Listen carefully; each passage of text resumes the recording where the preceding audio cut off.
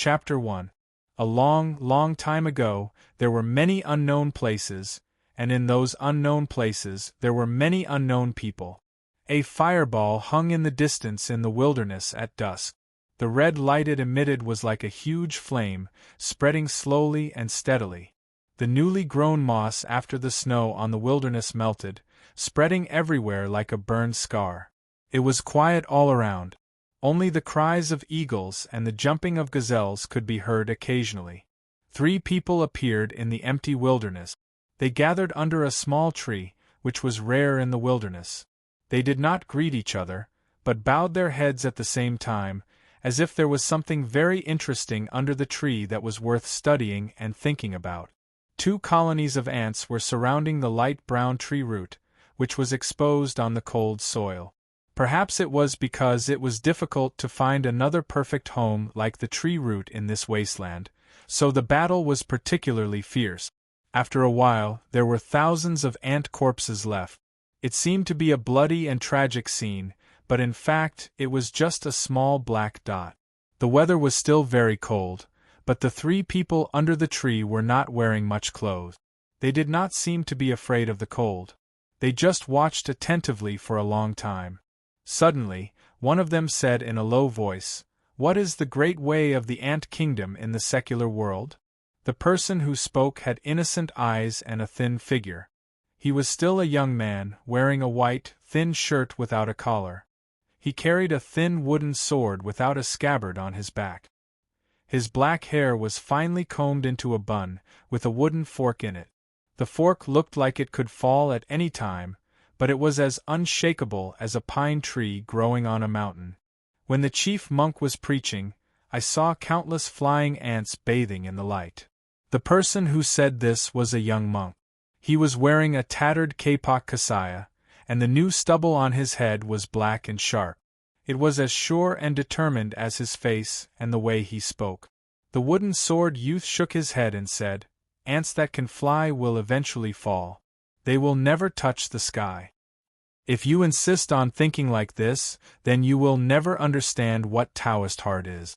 The young monk closed his eyes slightly and looked at the ants that were scattering their limbs at his feet.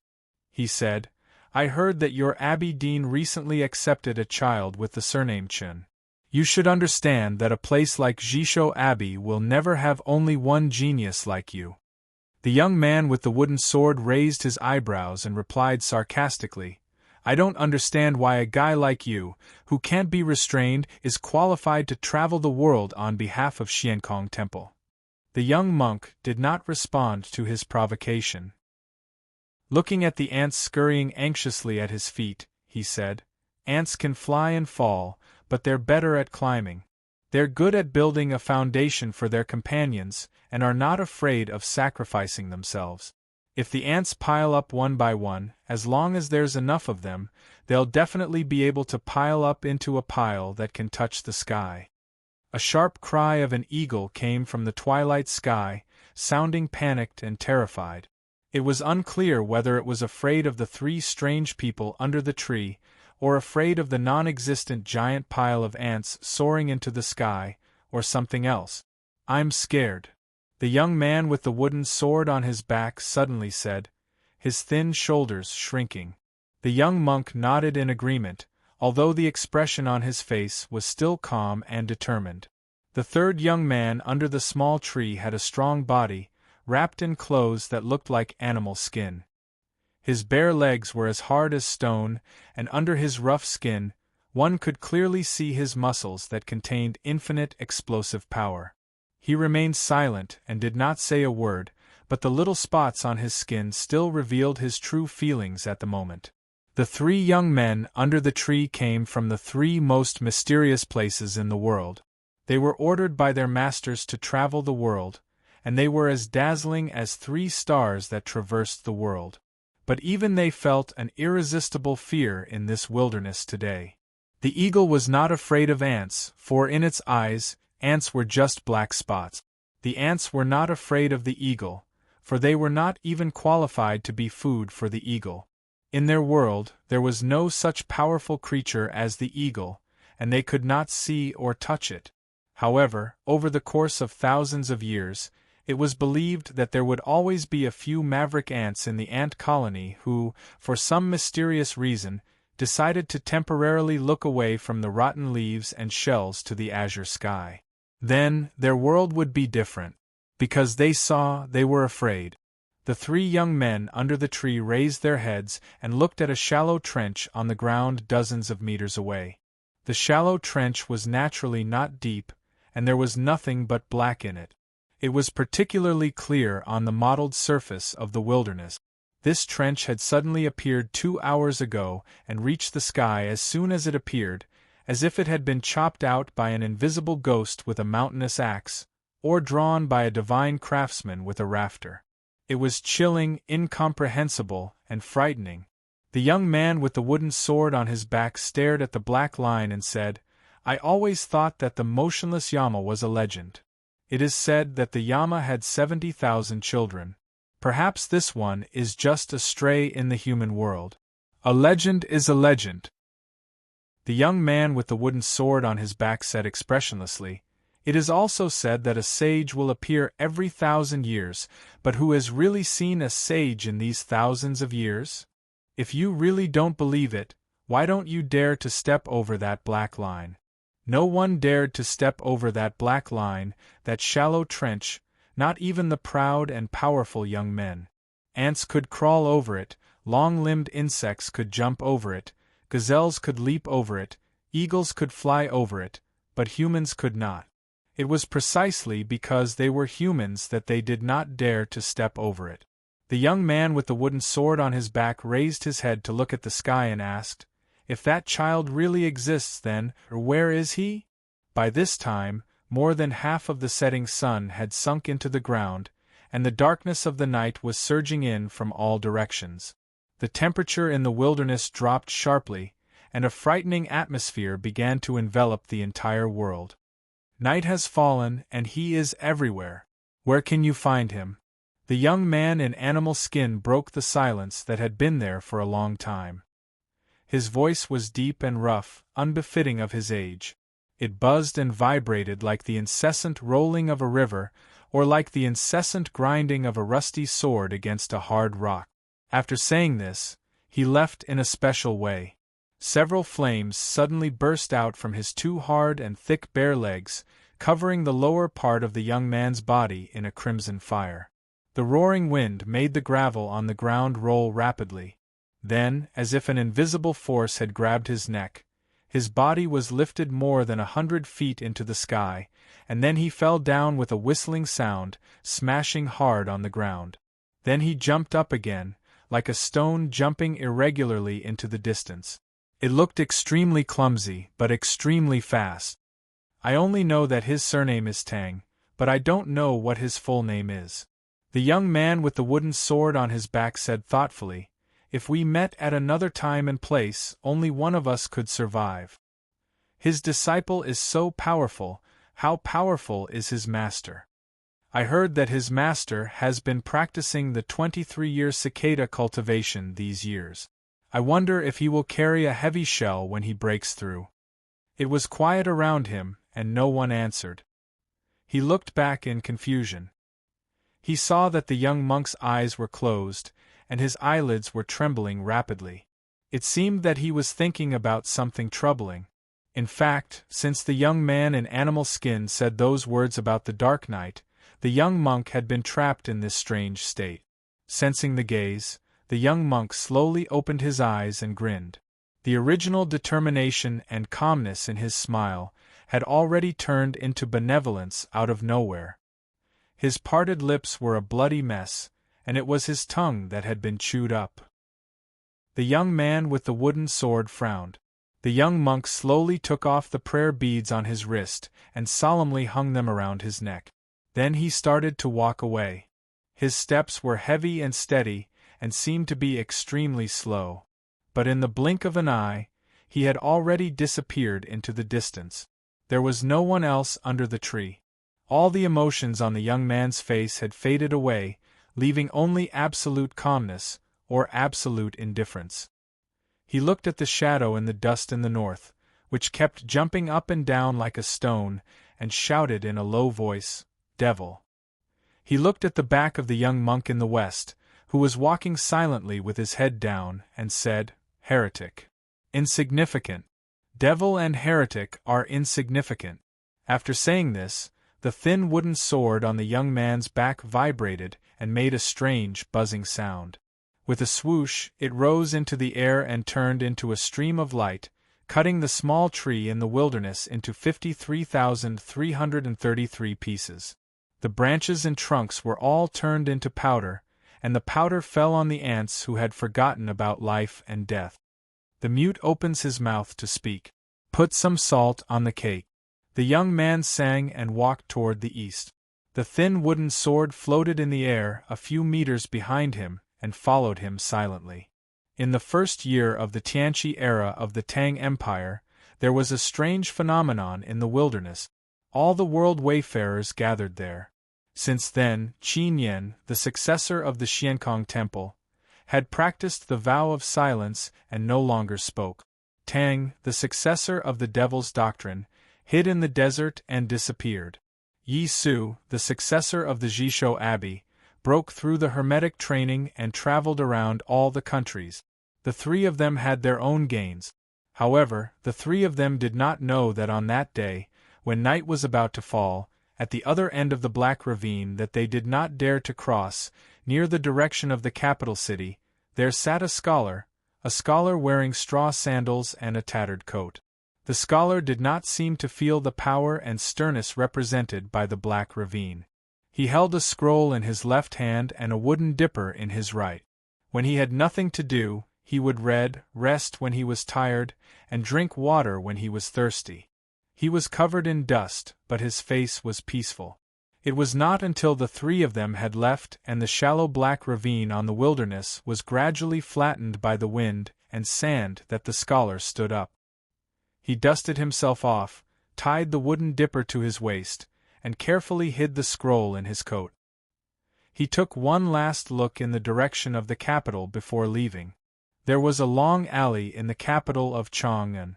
On the east side was the residence of the official of council, and on the west side was the residence of the Xianwei general. Although they were not the most powerful nobility, they had great prestige. Usually, the alley was quiet, but today it was long gone. There was a new child in the official of council's residence. The midwives were busy going in and out. However, from the master to the maids, the joy on everyone's faces seemed to be mixed with some other emotions. No one dared to laugh out loud. The maids who hurried past the corner with water basins in their arms occasionally heard the sounds coming from outside the wall, and their faces showed even more fear. The Xianwei general, Lin Guangyuan, who was known for his bravery, was no longer brave because he offended the bravest general of the empire, Xiahou. He was accused of colluding with the enemy country, and after months of interrogation by the prince, there was finally a result.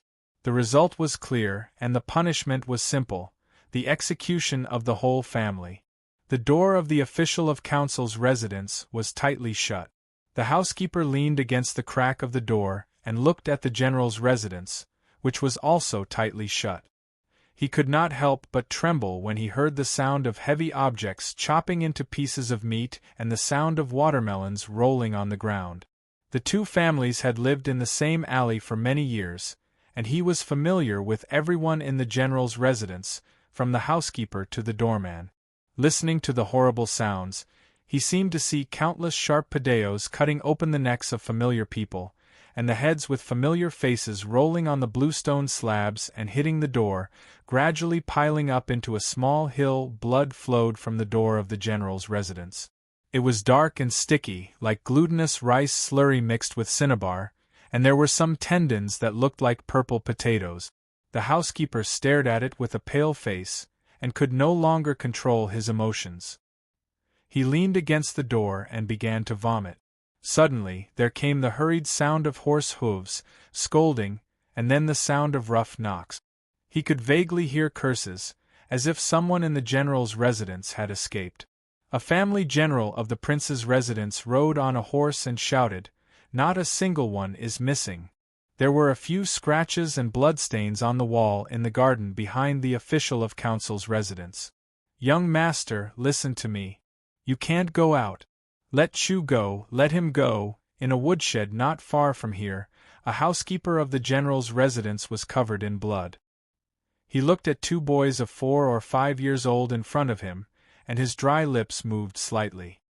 His voice was extremely hoarse, and his wrinkled face was full of despair and struggle. He struggled until tears came out of the corners of his eyes. It did not take long for the Yulin royal guards to break into the official of council's residence to find this woodshed. Seeing the two corpses in the woodshed, the captain reported loudly after an examination, "Not a single one is missing. Not a single one is missing." The simplest way to interpret the words "unworldly sublime being" was that sublime beings usually lived outside the mortal world, and those who lived outside the mortal world could easily be sublime beings. There was actually some truth hidden in this nonsense. What they feared was something mortals could not touch, and what they were happy about was something mortals could not understand. Therefore, the mortal world did not know what happened outside the mortal world, and the people outside the mortal world would not care about the scenes of life and death or the joy of new life that were happening in the mortal world. They would not care about the butcher's scale losing weight, the drunkard's cellar being eaten by rats, the Xianwei general of the imperial court dying, or a civil official giving birth to a daughter. The joys and sorrows of the two worlds were never connected.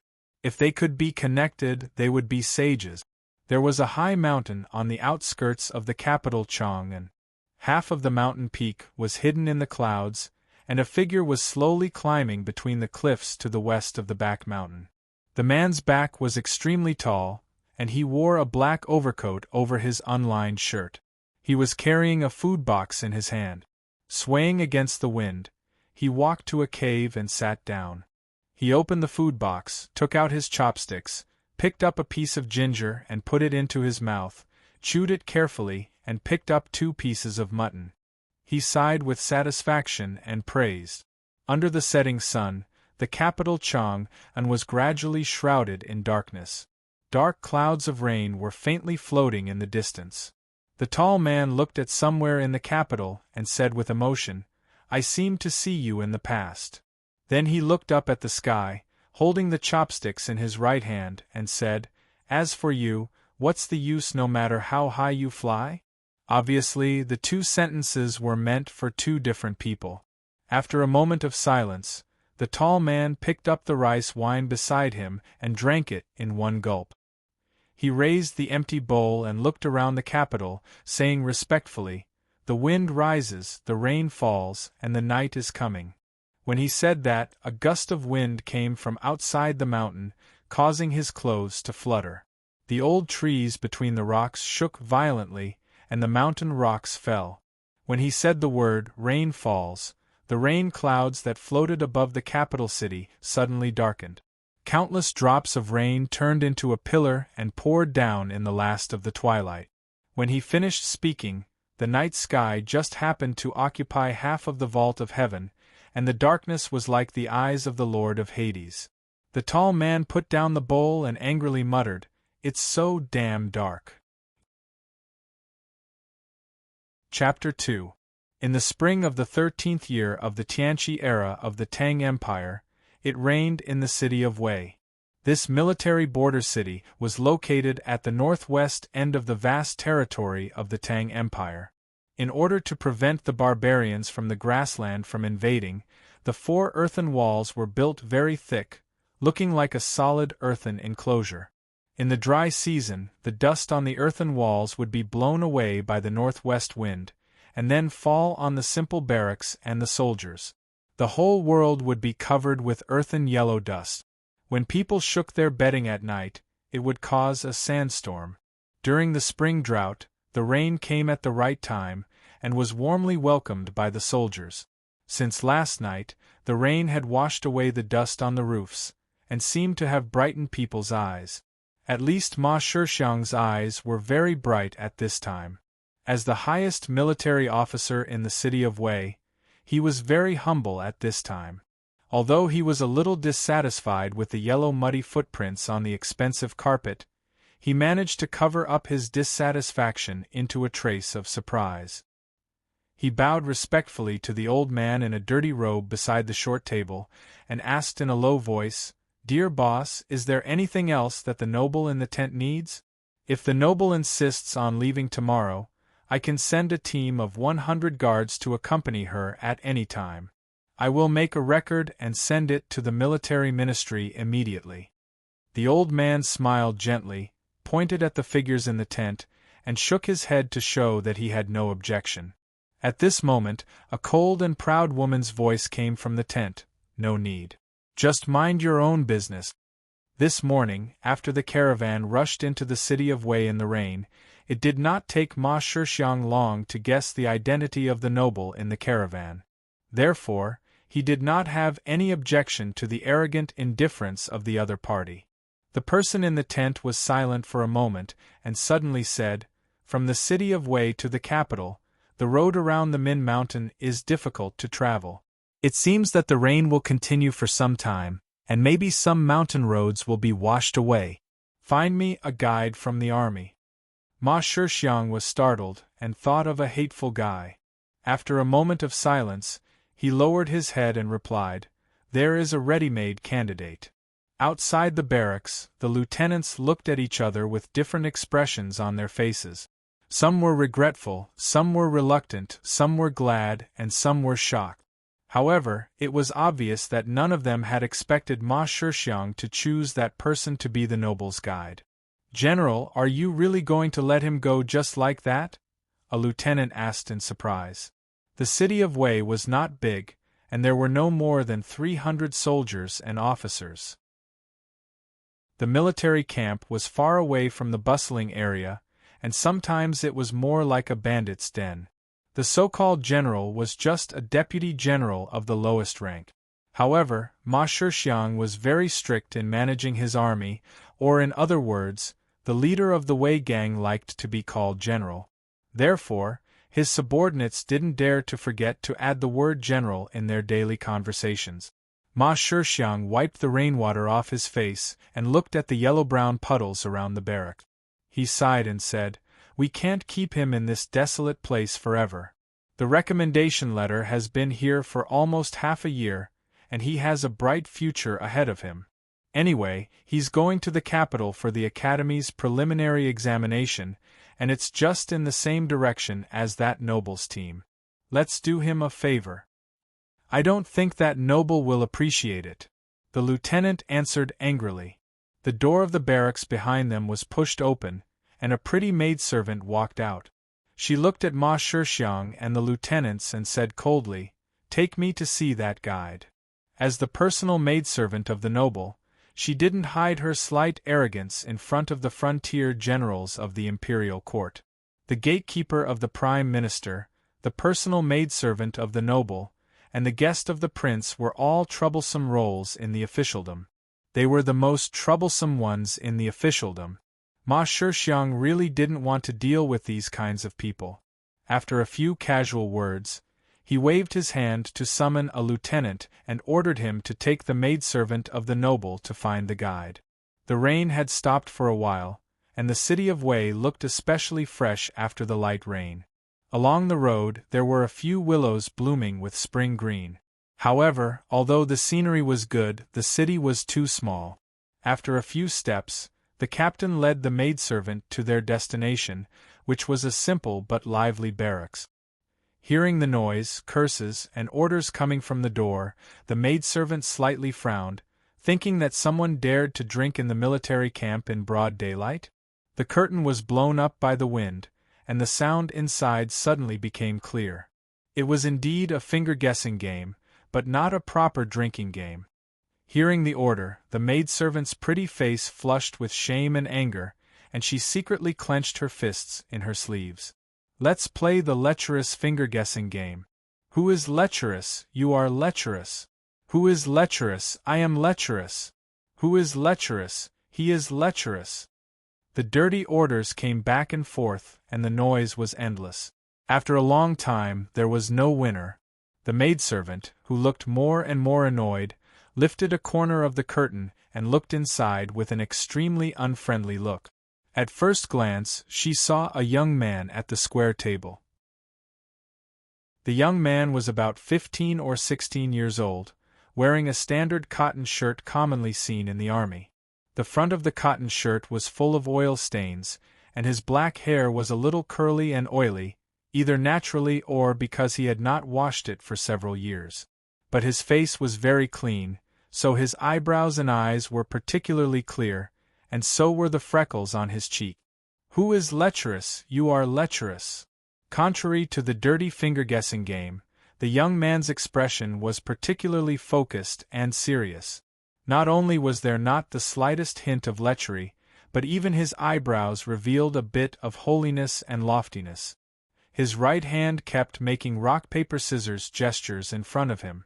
His fists were like the wind, and his knives were full of killing intent. It seemed that winning or losing this finger-guessing game was more important than his own life. A few green-headed flies that had survived in the harsh environment of the Northwest and possessed strong vitality were trying to land on the front of the young man's cotton shirt that was stained with oil, but they were always driven away by the wind generated by his fists. I won. The long finger-guessing game, which seemed to squeeze all the air out of the lungs of the two people at the table, finally came to an end. The black-haired young man waved his right arm hard, announcing his victory. He smiled very happily, and a lovely dimple appeared on his left cheek. The young man's opponent refused to admit defeat, insisting that the young man changed his game when he called who was lecherous, so the room suddenly fell into a fierce quarrel. The soldiers watching the game on the side all had their own sides, and no one could convince the other. At this moment, someone shouted, "As usual, listen to Sang Sang." Everyone turned to look at the corner of the room. There, a girl around 11 or 12 years old was moving a bucket of water. She was short and skinny, with dark skin and ordinary eyes. The maid uniform on her body, which her master had stolen from somewhere, was obviously a little too loose. The hem kept dragging on the ground. It was obvious that it was very strenuous for her to move a bucket that might be even heavier than her. The little handmaiden named Sang Sang put down the bucket and turned around. The soldiers looked at her nervously, like the rich guests in the casino waiting for the dealer to open the final big or small, and it was obvious that this was not the first time such a scene had happened. The little handmaiden frowned and glanced at the young man, and then looked at the indignant soldier across the table. She said seriously, "In the 23rd round, you used scissors, and he used fists.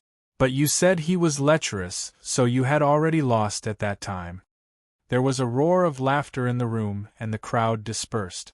The soldier cursed as he handed over the money. The young man happily took the money, wiped his hand on the grease stains on his chest, and then patted the soldier on the shoulder to express his sincere consolation. "Don't think too much. In the whole city of Wei, no, in the whole world, who can beat me, Ning Ke?"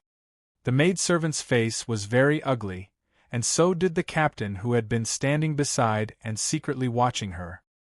He grabbed the curtain with his hand and took a deep breath. When he was about to cough, he was stopped by the fierce eyes of the maidservant. In order to stop the captain from disturbing the young man, the maidservant followed the young man and the maidservant out of the barracks. Along the way, she observed them silently. The captain did not know what she wanted to do, and had to think that she was a cautious and weird person who was close to a noble. Along the way, the teenager named Ning Ke did not show anything special. He bought some food and greeted the fat auntie in the tavern by the street. He seemed to be very relaxed. The only thing that made the maidservant feel strange and made her face turn uglier and uglier was that the skinny maidservant was struggling to drag the bucket behind him, but the teenager did not have the slightest intention of helping. The empire was a country with a strict social class, but the people were simple. Even in the gloomy and flashy capital Chang'an, even the most indifferent nobleman could not watch a weak girl of 11 or 12 years old struggle so hard without being moved. Soldiers are allowed to keep maidservants in the army? The pretty maidservant suppressed her anger and asked the captain beside her. The captain scratched his head and answered, "A few years ago, there was a great drought in Hubei province. Countless refugees rushed to the south and the border counties. There were dead people everywhere. I heard that Sang Sang was picked up by Ning Ke from the dead bodies. Ning Ke was also an orphan. Since then, they have been relying on each other. Later, he signed up for the army, and the only condition was to bring this little girl into the city of Wei." He glanced at the maidservant and carefully explained, "We all know that this kind of thing is not allowed in the army, but their situation is a little special. We can't force a little girl into a dead end, so we don't see it." Hearing this explanation, the maidservant's face became a little better. However, when she saw Ning Ke holding half a roast chicken and the little handmaiden dragging the bucket a few meters behind him, her mood became bad again. She said coldly, "This is not relying on each other. He obviously wants that girl's life." The city of Wei was indeed very small. Soon, the four of them came to a house in the south. There was a small stone platform outside the house, surrounded by a simple fence. The maidservant and the captain stood outside the fence and looked in. The little handmaiden moved the bucket, which was half her height, to the side of the water tank with difficulty. Then she stood on the stool next to the tank and poured the water into the tank with all her strength. Then, she began to wash the rice and vegetables. While she was steaming the rice, she took a rag and began to wipe the tables, chairs, and doors. Not long after, a mist rose and shrouded her thin body. Although it had rained last night, the rain was not heavy enough. The dirt on the doors and windows had not been washed away. Instead, it had turned into ugly muddy water stains. These muddy water stains were quickly removed by the little handmaiden's wiping cloth. The small courtyard of the house suddenly became clean and bright. Obviously, she did these housework every day, and she seemed to be very skilled and fast. The little black handmaiden, who was still a child, was as busy as an ant, running around like a servant. She was so tired that she was sweating and her face was red, which looked a little funny and pitiful. The guy named Ning Ke obviously lacked these two emotions. He was lying on a bamboo chair quietly or comfortably, with an old book in his left hand and a hard branch in his right hand. Occasionally, when he was lost in thought, he threw the branch in his hand casually and stretched out his palm to the air. After a while, a pot of hot tea was put on his palm. The soldiers in the city of Wei had long been used to the daily life in this small courtyard, so they did not feel strange. But the eyes of the noble maidservant standing outside the fence gradually became cold. Especially when she saw the little handmaiden was busy cooking and cleaning, she dared not forget to pay attention to the request of the young soldier and was ready to make tea, pour water, and massage his back and legs at any time. The frost on her face became heavier, as if it was about to freeze. Chapter 3. It's okay if she's your handmaiden, but didn't you pick her up from a pile of dead bodies? Didn't you say that you two depended on each other? Even if we take 10,000 steps back and say that she is your maidservant, don't you think that she is still too young to bear such heavy and arduous labor?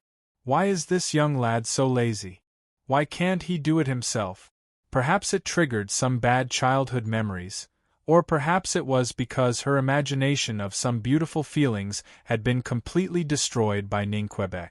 The maidservant pushed open the fence and walked in. Her eyes fell on the bamboo chair and the old book that the lad had been reading seriously. She said with slight sarcasm, "I thought you'd read some great works of sages that could make you forget everything that happened around you. I didn't expect that it's just the article on the response of the Tao that can be bought anywhere in the market. Do people like you also have extravagant hopes to step into the path of cultivation?" Ning Ke sat up and looked curiously at the well-dressed young lady who should never have appeared in the city of Wei. Then he looked at the awkward captain and explained after a short pause, "I could only buy this one, so I had to make do with it. I'm just curious. I don't have any extravagant hope."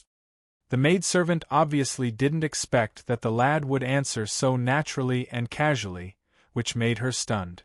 Then she looked at the little handmaiden who was pouring ashes from the stove by the door and said unhappily, "How can there be a man like you in the Tang Empire?"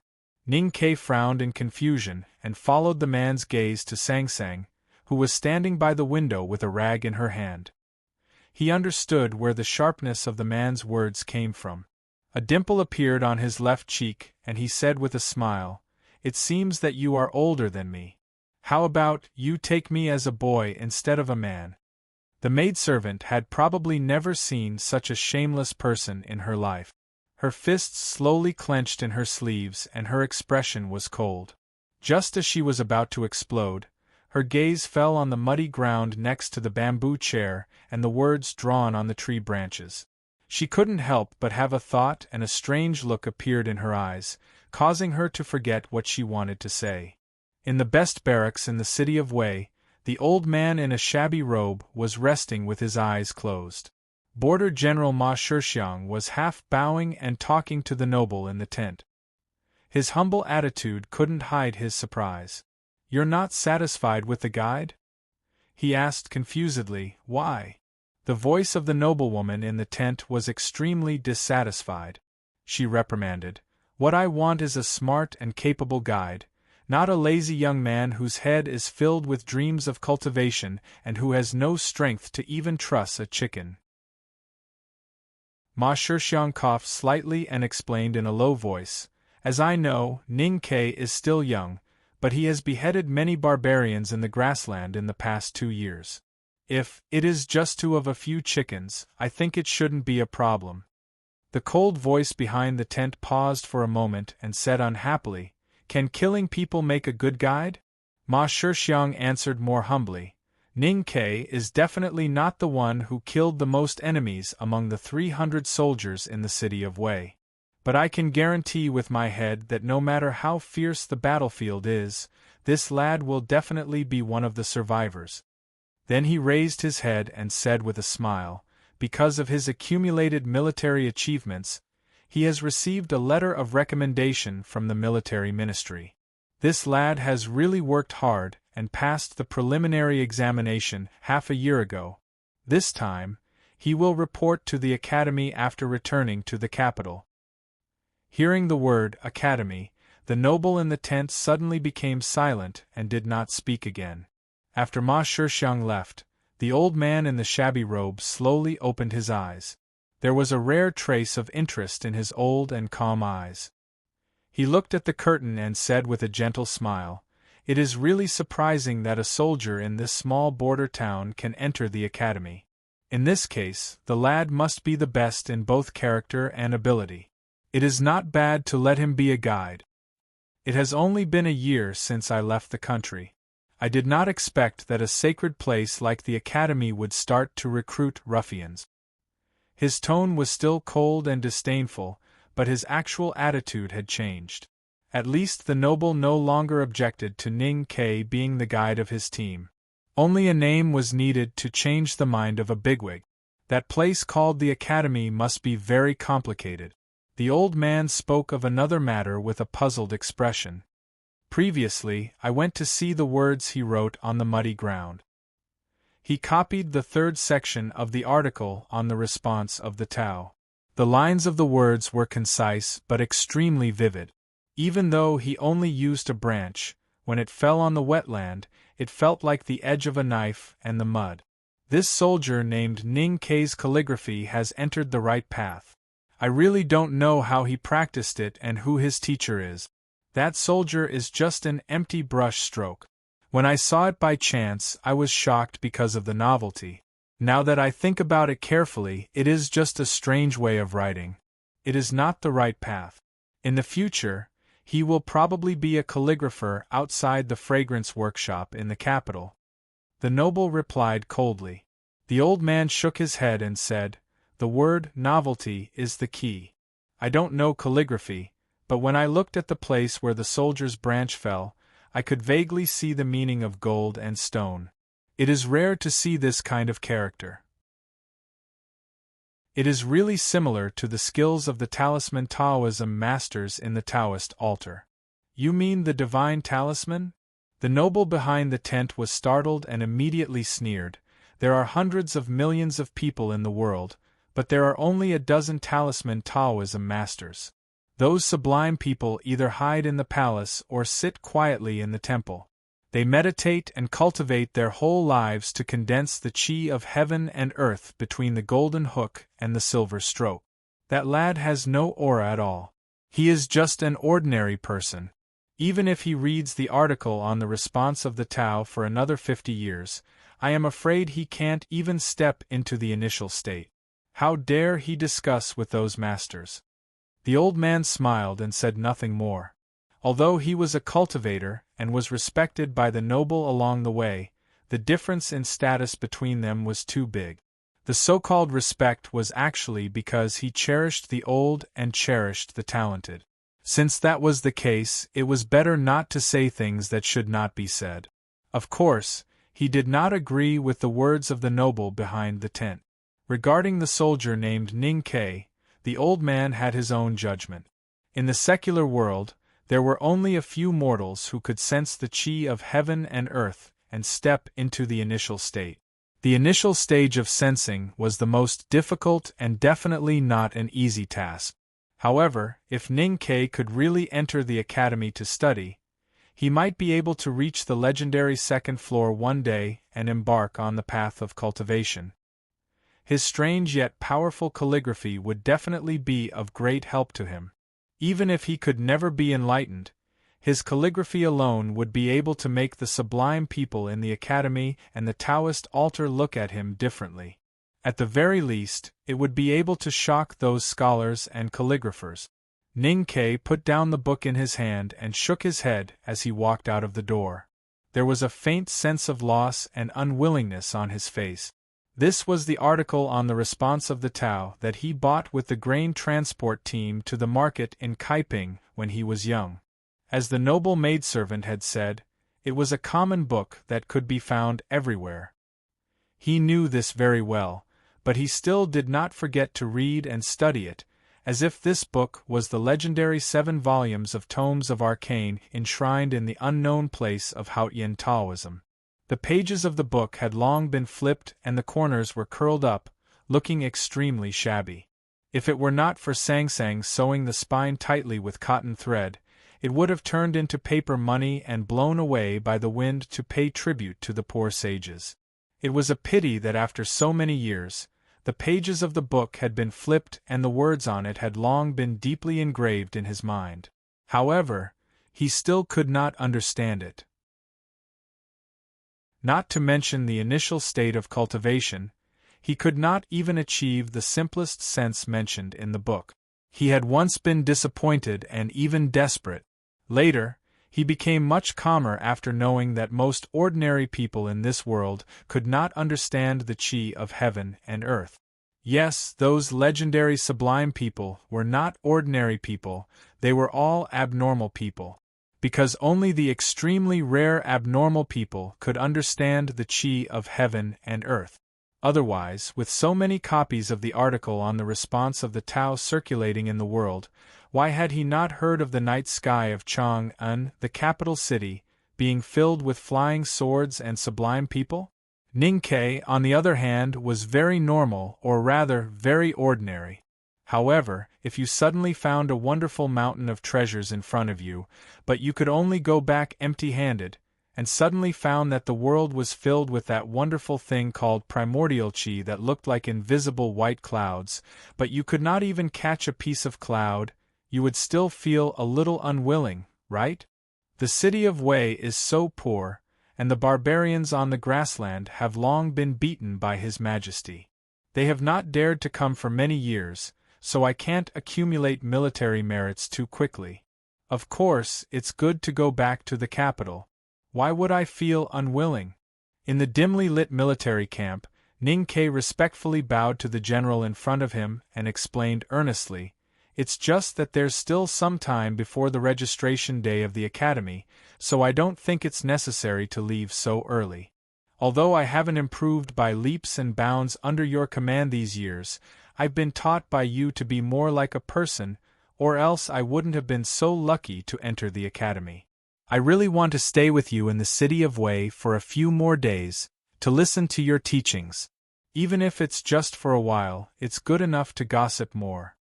Ma Shixiang looked at the lad in front of him, his beard slightly moving, either because of the night wind or because he was very angry.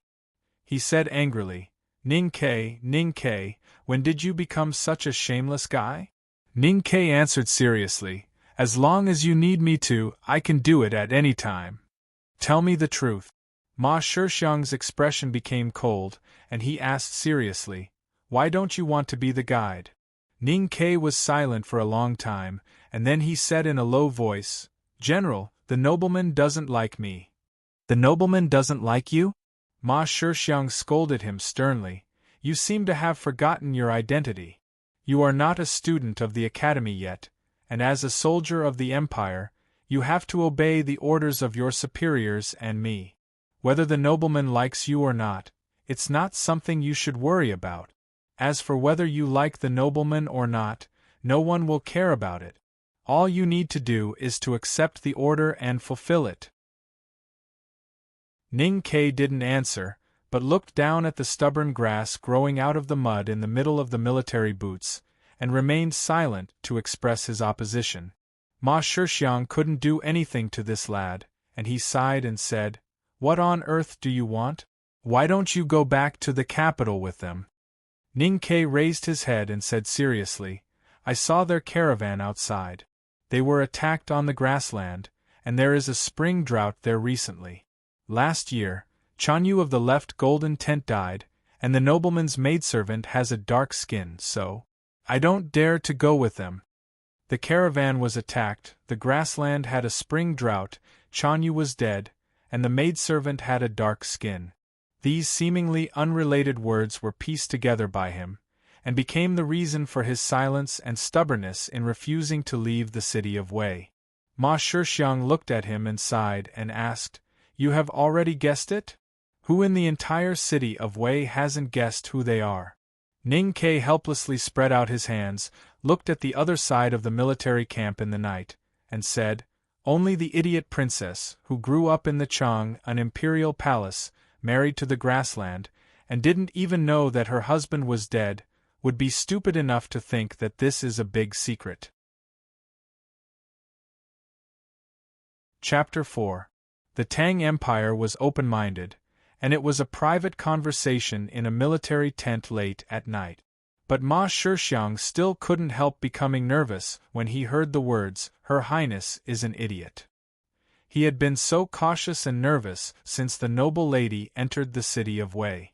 He didn't expect that Ning Ke would make such a harsh comment, and he thought that Ning Ke's comment was unfair, so he became even more nervous. Everyone knew that the fourth princess of the Tang Empire was not an idiot, but an extremely virtuous princess. With the strength of the Tang Empire and its military prowess, whether it was facing the grassland barbarians or the other countries in the Central Plains, it would never consider such a humiliating political tactic as a marriage alliance. Apart from a few of the most loyal barbarian generals of Emperor Taizu marrying a few daughters of the royal family, there had never been a similar situation. However, 3 years ago, when the grassland was unstable and the largest barbarian tribe of the Golden Tribe was secretly instigated and supported by the hostile countries of the Tang Empire, the fourth princess, who was 13 or 14 years old and loved by the emperor, knelt in front of the Daming Palace, kowtowed and wept blood. Regardless of the opposition of the whole country, she would rather give up the prosperity of Chang, and insisted on marrying the Chanyu of the Golden Tribe to the grassland. When the news spread, the whole world was shocked and people talked about it. The white-haired civil officials sent memorials to the Tang Empire. The emperor was so angry that he smashed countless jade cups. The queen was in a complicated mood and didn't say a word.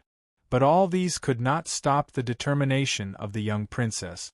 After knowing this, the Chanyu of the Golden Tribe of the grassland felt honored and liked the princess's temperament.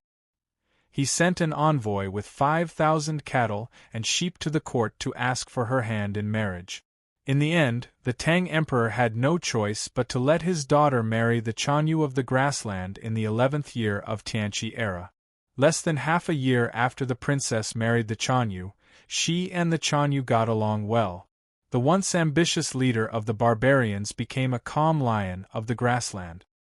He guarded the country quietly and looked at the foreign land, but he didn't start a war. But no one expected that a few months ago, the Chanyu suddenly died in the prime of his life, and the Chanyu's younger brother forcibly took over the throne. The situation at the border became complicated and tense again. But from the time when the thin girl knelt in front of the Daming Palace to decide the engagement, for 4 or 5 years, the northwest border of the Tang Empire had been in a precious peace. It must be said that most of the credit was due to the princess. Rumor had it that the fourth princess insisted on marrying to the grasslands. A large part of the reason was to avoid the empress. But even if this was true, in the eyes of the military officials and court officials, the fourth princess' act of not relying on the emperor's favor, retreating in front of the empress, and avoiding the intensification of the conflicts in the upper echelons of the empire was a wise and virtuous act. For Tang border generals like Ma Shixiang, they were not afraid of war, let alone those barbarians. They even felt extremely humiliated that the princess was married to the enemy, but no one would refuse the gift of peace. Therefore, their feelings towards Her Royal Highness were very complicated. There was some anger for no reason, but also some gratitude. In the end, all kinds of emotions gradually turned into a trace of respect in the depths of their hearts. Ning Ke was just an ordinary soldier, so he did not know if he could understand the general's complicated feelings. Even if he could, he would not care. Because what he was fighting for now was related to his own safety, and he always thought that there was nothing more important than his own life. So he pretended not to see the general's gloomy face and continued, "I roughly calculated the arrow holes on the carriage. The new Chanyu was very ruthless. I guess at least half of the guards of the princess were killed on the grassland. It is said that they met the horse gang," Ma Shixiang said with a somewhat unnatural expression. Maybe even he did not believe this. Even the Chanyu of the Golden Tribe would not dare to attack the princess of the Tang Empire. So of course, it can only be the horse gang. But everyone knows who disguised as the horse gang. Ning Ke continued, "But it is not right. Everyone knows that the horse gang is disguised as the cavalrymen of the new Chanyu. How could the barbarian be so bold? Wasn't he afraid that the imperial court would send troops to wipe out the Golden Tribe? The Tang Empire was founded on martial arts.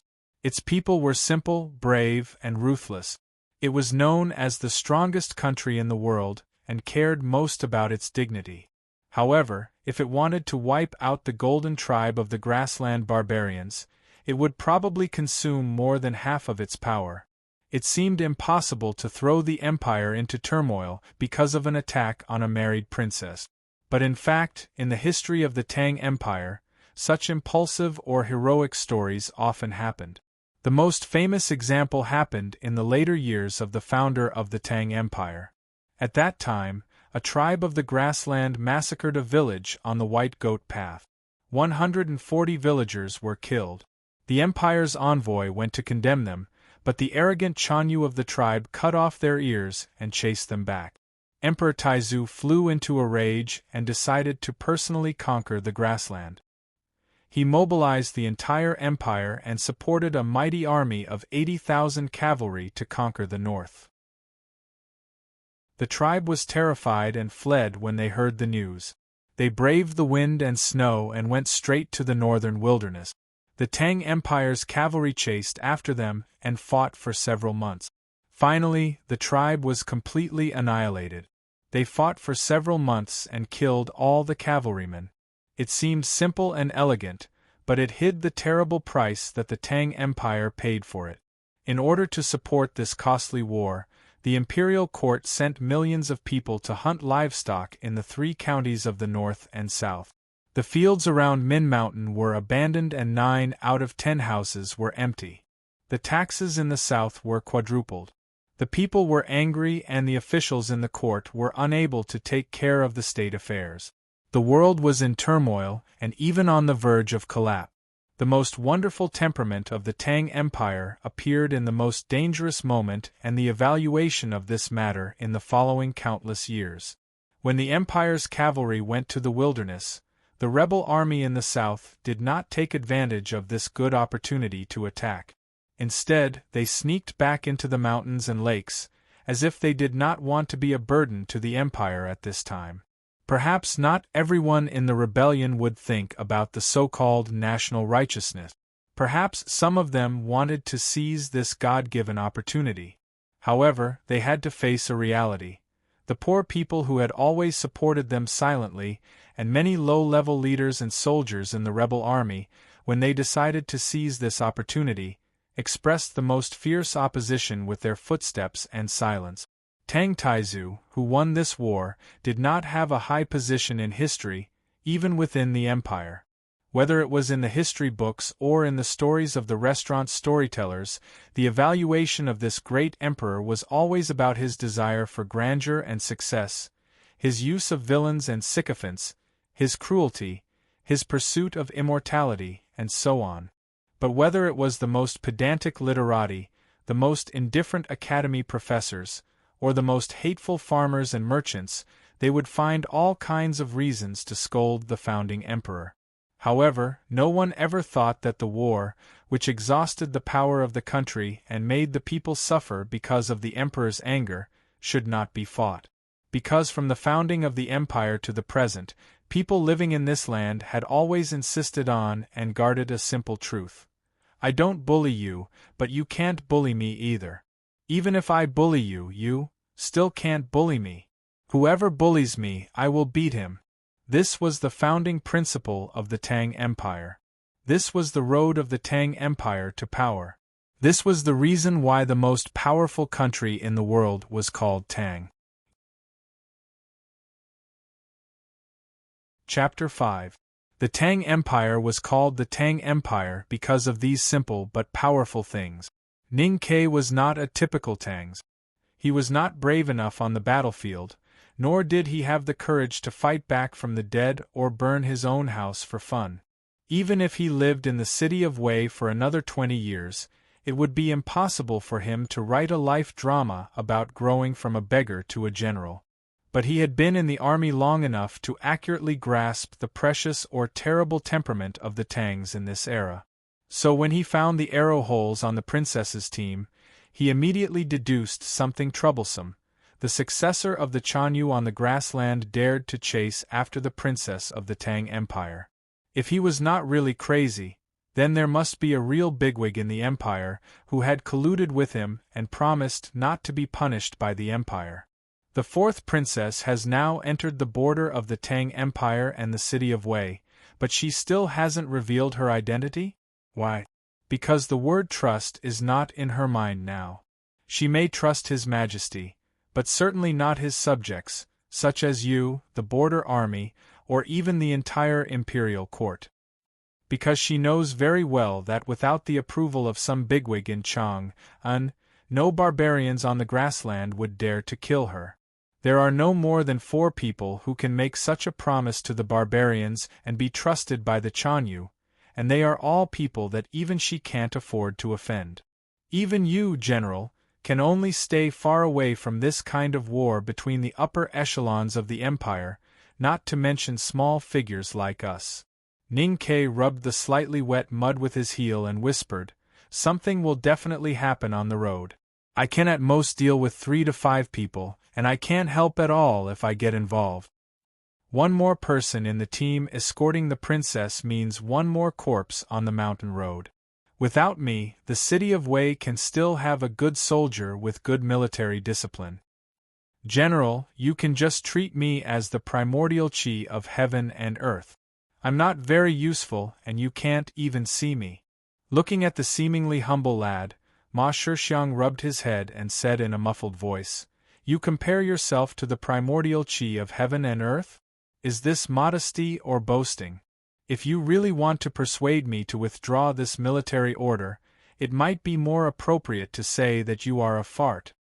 Ning Ke chuckled and replied, I'm going to be a student of the academy soon, so I have to be elegant in my speech. Ma Shixiang did not continue to make fun of the child. After a moment of silence, he frowned and explained, Actually, it has something to do with you going to the academy. Your military exploits are indeed enough, and you have passed the preliminary test. I have asked my superiors to write a recommendation letter for you, and the military ministry's reply has already arrived. But do you think that you can enter the academy just like that? You have been staying at the frontier fortress of the city of Wei all these years. Even if you have heard some legends about the academy, you don't know what kind of place it is. The general's expression was solemn and serious. In the hearts of the people of the Tang Empire, the academy is the most sacred and inviolable place. Having the military ministry's acknowledgement only means that you can participate in the academy entrance examination of the academy. However, if you really want to step into the academy's red gate, you have to go to at least 3 departments to get stamped. Why would those departments care about recommendation letters written by high-ranking officers like us? Even if it's a reply from the military headquarters, it doesn't have much power. As long as they want, they can delay the time for you to participate in the academy entrance examination for several years. In recent years, this has become a common sight. Except for the students accepted by the teachers of the academy from among the common people, any candidate recommended by the imperial court has to spend a lot of money to clear the way. I don't know how many wealthy families have lost their fortune just because of the academy entrance examination. I know that you have saved some money in the city of Wei for the past 2 years, but do you think that you can feed those guys with just a few hundred taels of silver? Ning Ke scratched his head and said with emotion, No one told me about this before. Because there is a way to solve this problem now, so there is no need to tell you. Ma Shixiang looked at him and said unhappily, As long as you make a contribution on the road and catch the eye of the nobility, or even if the nobility remembers your name, then any steward in the princess's mansion can just say a few words and no yaman will dare to blackmail you. This means that I have to gamble with my life for the academy entrance examination of the academy. Why does it sound like a bad deal? Ning Ke continued to scratch his head. Ma Shixiang stared at him fiercely and scolded, Idiot! Bastard! In order to enter the academy, I don't know how many people are willing to sell their own mothers and kill their own fathers. Now I just want you to take a small risk, but you are still unwilling to do it. After a while, the general calmed down and advised, According to my analysis, Your Highness should also know that her whereabouts can't be kept secret. If you can guess her identity, then all the people in the city of Wei can guess it. How can her enemies in the empire not guess it? In this case, she still insists on going as usual, which means that there must be reinforcements ahead. Your task is just to take her to the mountain shortcut and meet those people as soon as possible. How can it be considered gambling with your life? Ning Ke lowered his head and said nothing. He kept calculating the gains and losses in this. Ma Xiangxing looked at his expression and thought of the irritating temper of this lad. He knew that it was difficult to persuade him to take the risk without some visible benefit. He could not help but sigh and said in a low voice, There is an old man in the team of Your Highness. His surname is Liu, and I heard that he cultivates in the South School of Haotian Taoism. Hearing this, Ning Ke suddenly raised his head, and his usually calm and lazy eyes suddenly became extremely bright. Ma Xiangxing looked at him and said with emotion, You came to the city of Wei when you were still a little boy. You used your sweet words and skills to please all the young and old men in the city. The soldiers changed one batch after another. Even the meat pie shop in the eastern city had changed 2 bosses. But you are still the most favored little boy in the city of Wei, the bandit's nest. He rubbed Ning Ke's head as if he was looking at a spoiled child, and said, That year before the former general passed away, he got you a military record. Then in the autumn when we went to the grassland to collect firewood, We were almost killed by those barbarians. It was only because of you that we escaped. At that time, all the people in the city of Wei unanimously decided to reward you. We even thought that even if your condition was to use the capital's most popular prostitute, we would all pool our money to do it beautifully." The gray-haired general changed the topic and said bitterly, "But no one expected that you would want to learn those extraterrestrial methods. It's so frustrating. The entire city of Wei, even the entire 7 stockade villages, could not find a teacher for you. We could only watch you read the article on the response of the Tao until it was torn and tattered, and we could do nothing about it. But now is the opportunity." Ma Xiangxing's eyes suddenly became sharp. "Whether it is the academy or the old man surnamed Liu, you must catch them. You must catch them." Ning Ke was silent for a long time, and then he lowered his head and sighed softly. "Actually, I'm still a little reluctant." The starlight outside the window was faint. Ma Xiangxing looked at the lad and said, "The city of Wei is too small after all. You should go to the capital Chang'an, to the real big world. Maybe there are many fierce dragons and tigers in those places, but you are a newborn calf. Who are you really afraid of? At least, those places will not only have a tattered article on the response of the Tao." Chapter 6. In the south of the city of Wei, there was a small ditch that was not even a stream. Beside the ditch was a small slope that was not even a hill. Below the slope was a hut with a fence and a stone floor that was not even a small courtyard. The rain clouds dispersed early in the night, and the exceptionally bright starlight sprinkled on the ditch, slope and hut, instantly plating them with a very beautiful silver halo. Ning Ke dragged his shoes and walked slowly under the starlight. Looking at the hut in front of him that he and Sang Sang had lived in for a long time, he could not help but slow down. But as long as he was walking, no matter how slow he would arrive at his destination one day.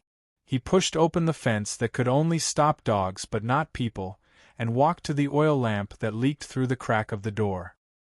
He raised his hand to cover his mouth, coughed twice, and said, "What if we go to the capital?" The door of the hut was pushed open, and the sharp squeaking sound pierced the quiet night of the border city. The little handmaiden Sang Sang squatted at the door, and her thin figure was elongated by the oil lamp. She pressed the wooden door with her finger and replied, "Haven't you always wanted to go to Chang'an?" "Oh yes, Ning Ke. When are you going to steal some oil from the firearms camp? This door has been ringing for months, and the sound is really terrible. Who still uses those terrible firearms now? If it's just oil, I will go to the military camp tomorrow and ask." Ning Ke answered casually, and then suddenly understood something. "Ah, that's not what I wanted to talk to you about. If we really want to leave, why bother with this broken door?" Sang Sang stood up with her hands on her knees, and her thin body looked especially thin in the cool spring night wind. She looked at Ning Ke and said in a serious and soft voice without any other emotions, "Even if we leave, there will still be people living in this house, and they will still open the door. After the two of them left, would there really be people willing to live in this remote and broken hut far away from the marketplace?" Ning Ke thought silently, and did not know why he suddenly had some feelings of reluctance. He sighed softly and squeezed past Sang Sang, and said in a low voice, "Pack your belongings tonight." Sang Sang casually combed the yellow hair on her temples, looked at his back and asked, "Ning Ke, I don't understand why you are so interested in that matter. No one can resist the temptation of becoming stronger. Also, those things are really interesting to me." Ning Ke knew that the little handmaiden had guessed his thoughts. He looked up at Sang Sang's tan face and raised his eyebrows, saying, "And we can't stay in the city of Wei forever. The world is so big, and there are many other countries besides the Empire. We have to go and have a look. Even if it's just to earn more money and get promoted faster, going to Chang'an is much better than staying in the city of Wei. So I must get into the academy this time." Sang Sang's face revealed a thoughtful expression. Because of her young age, the little handmaiden's eyebrows and eyes did not grow long, and because of the sandstorm in the border town, her little face was tanned and rough. Coupled with the yellow hair caused by childhood malnutrition, she was not good-looking, not even delicate. However, she had a pair of willow leaf-like eyes, long and thin, and her pupils were as bright as ice. In addition, she rarely showed any obvious expression, so she didn't look like an 11 or 12-year-old handmaiden who was born in a miserable family. Instead, she looked like a mature woman who knew everything and had seen through the world. The extreme contrast between her real age, appearance, and eyes made her look especially cold and stylish. Ning Ke knew that these were all illusions. In his view, the little handmaiden Sang Sang was a typical simple-minded girl. They had depended on each other for so many years, and because she was used to thinking and doing things by herself, she became more and more lazy. Because of this, she became more and more stupid. In order to cover up her clumsiness, she used fewer and fewer words in every sentence, which made her look more and more silent, cold, mature, and weird. Not stupid, it should be clumsy. He thought of something and corrected her in his heart. After a long silence, Sang Sang suddenly raised her head, bit her lips, and showed a rare timid expression. She said, "I heard. Chang'an is very big, and there are many people. The capital is prosperous, and I heard that in the 3rd year of the Tianqi era, the population had already exceeded 1 million. Living expenses are very expensive, and it is not easy to live in peace for a long time." Ning Ke sighed.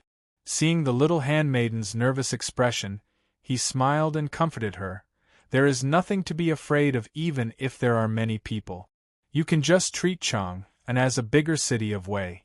When the time comes, I will deal with the outsiders, and you can handle the affairs of the family as usual.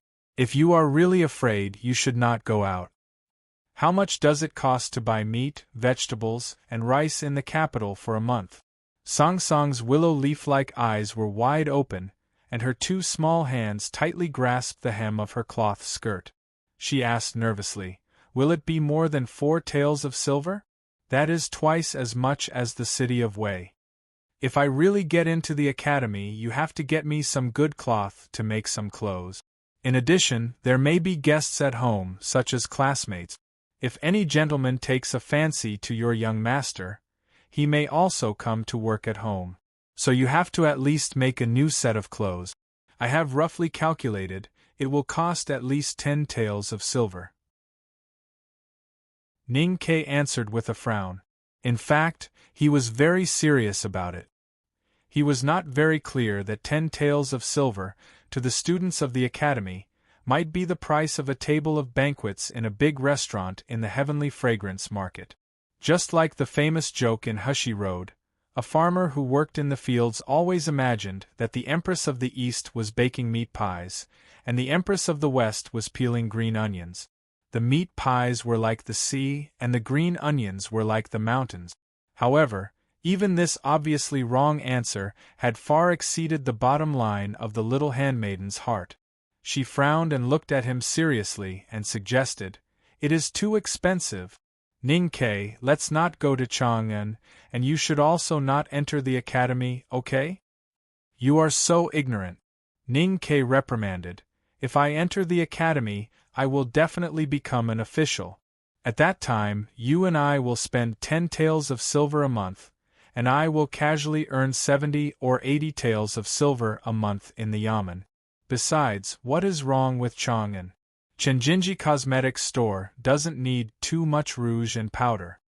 The words rouge and powder seemed to be the little handmaiden's weakness. She tightly pursed her lips, obviously in a very fierce psychological struggle. After a long time, she replied in a mosquito-like voice, "But what about the years you study in the academy? My needlework is ordinary, and the people of Chang'an must have high standards. I may not be able to sell it. This is indeed troublesome. I heard that hunting is not allowed around Chang'an, and those mountains and forests belong to the emperor. How much money do we have left?" The master and the handmaiden looked at each other, and then tacitly walked to the two big elm chests. They opened the chests and took out a very tightly wrapped wooden box from the deepest part of the chest. The wooden box was filled with scattered pieces of silver. There were obvious scratches on the fingernail-sized pieces of silver, and there was only one big piece of silver in the middle. At first glance, one could tell that it was accumulated bit by bit on a daily basis, but there wasn't much of it. Looking at the scattered silver in the wooden box, neither of them counted it. Sang Sang whispered, "As usual, count it once every 5 days. I just counted it last night. 76 taels and 4 fun. It seems that we have to find a way to earn more money after we go to Chang'an," Ning Ke said seriously. "Yes, I will strive to improve my needlework," Sang Sang answered seriously. At night, Sang Sang knelt on the Kong bed and tidied up the bedding. Her skinny knees moved quickly, and her small palm pressed the middle of the pillow to make an arc, which was the most comfortable angle for Ning Ke to sleep. Then she picked up her bedding and jumped off the cold Kong. She walked to the two big elm chests in the corner and began to make her own bed. After the lights went out, Ning Ke put the bowl of water on the windowsill and got into bed under the starlight. He put his hands on the edge of the quilt and yawned. Then he let out a very satisfied sigh and closed his eyes. After a while, he heard the rustling sound that he had heard for years coming from the corner of the room. It was a night that seemed no different from the past years. They would fall asleep with the starlight at the frontier fortress of the empire. However, the truth was that the master and the handmaiden in the hut were not asleep today. Maybe it was because of the excitement of stepping into a new world, or maybe it was because of the prosperity of Chang'an, the vague wealth, and the charming fragrance of the cosmetic. The two breathing sounds by the window and the corner of the hut could not calm down.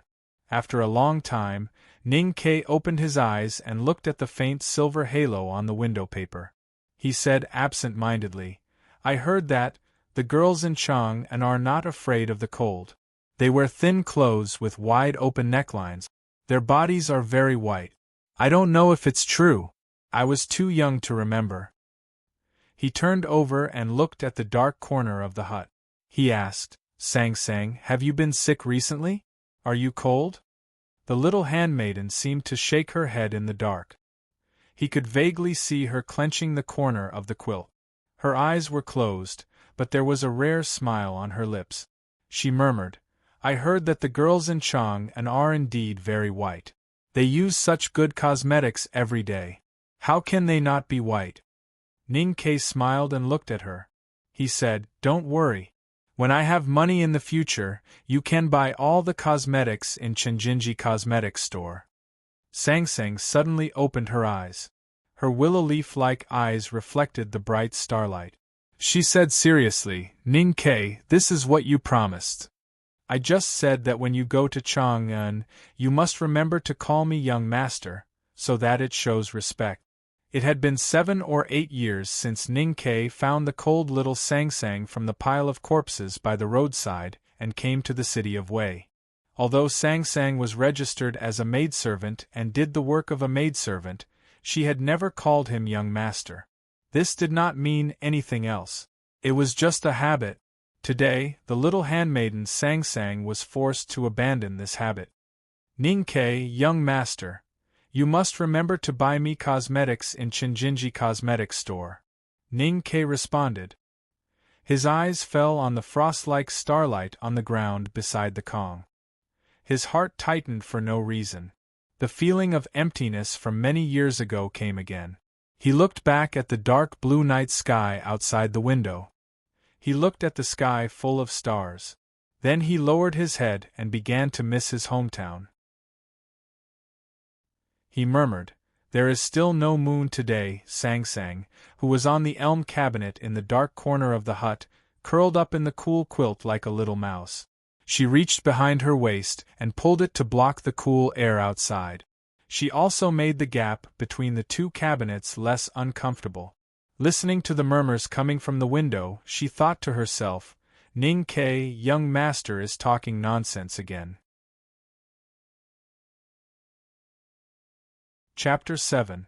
Early in the morning, the master and the handmaiden woke up and began to pack their luggage in the dim morning light. They argued occasionally, but mostly stayed silent.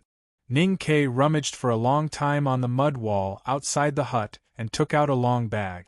He took out the bow and arrow from the bag and checked it carefully for a long time. After confirming that there was no problem, he handed it over. Sang Sang took it and stuffed it into the big package made of cotton cloth. Then she took out 3 slightly rusty straight knives with sheaths from under the fence frame.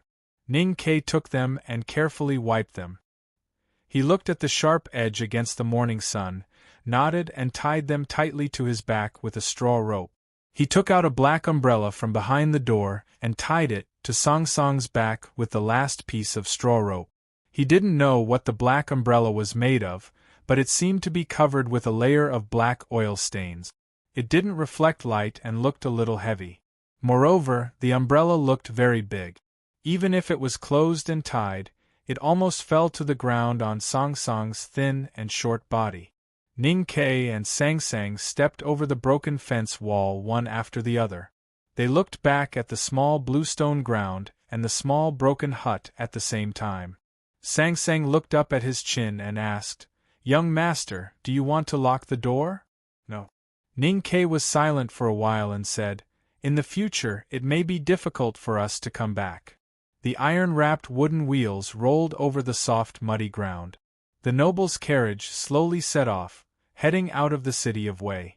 The 5 carriages with soft ropes in front and behind were very eye-catching at any time in the frontier fortress.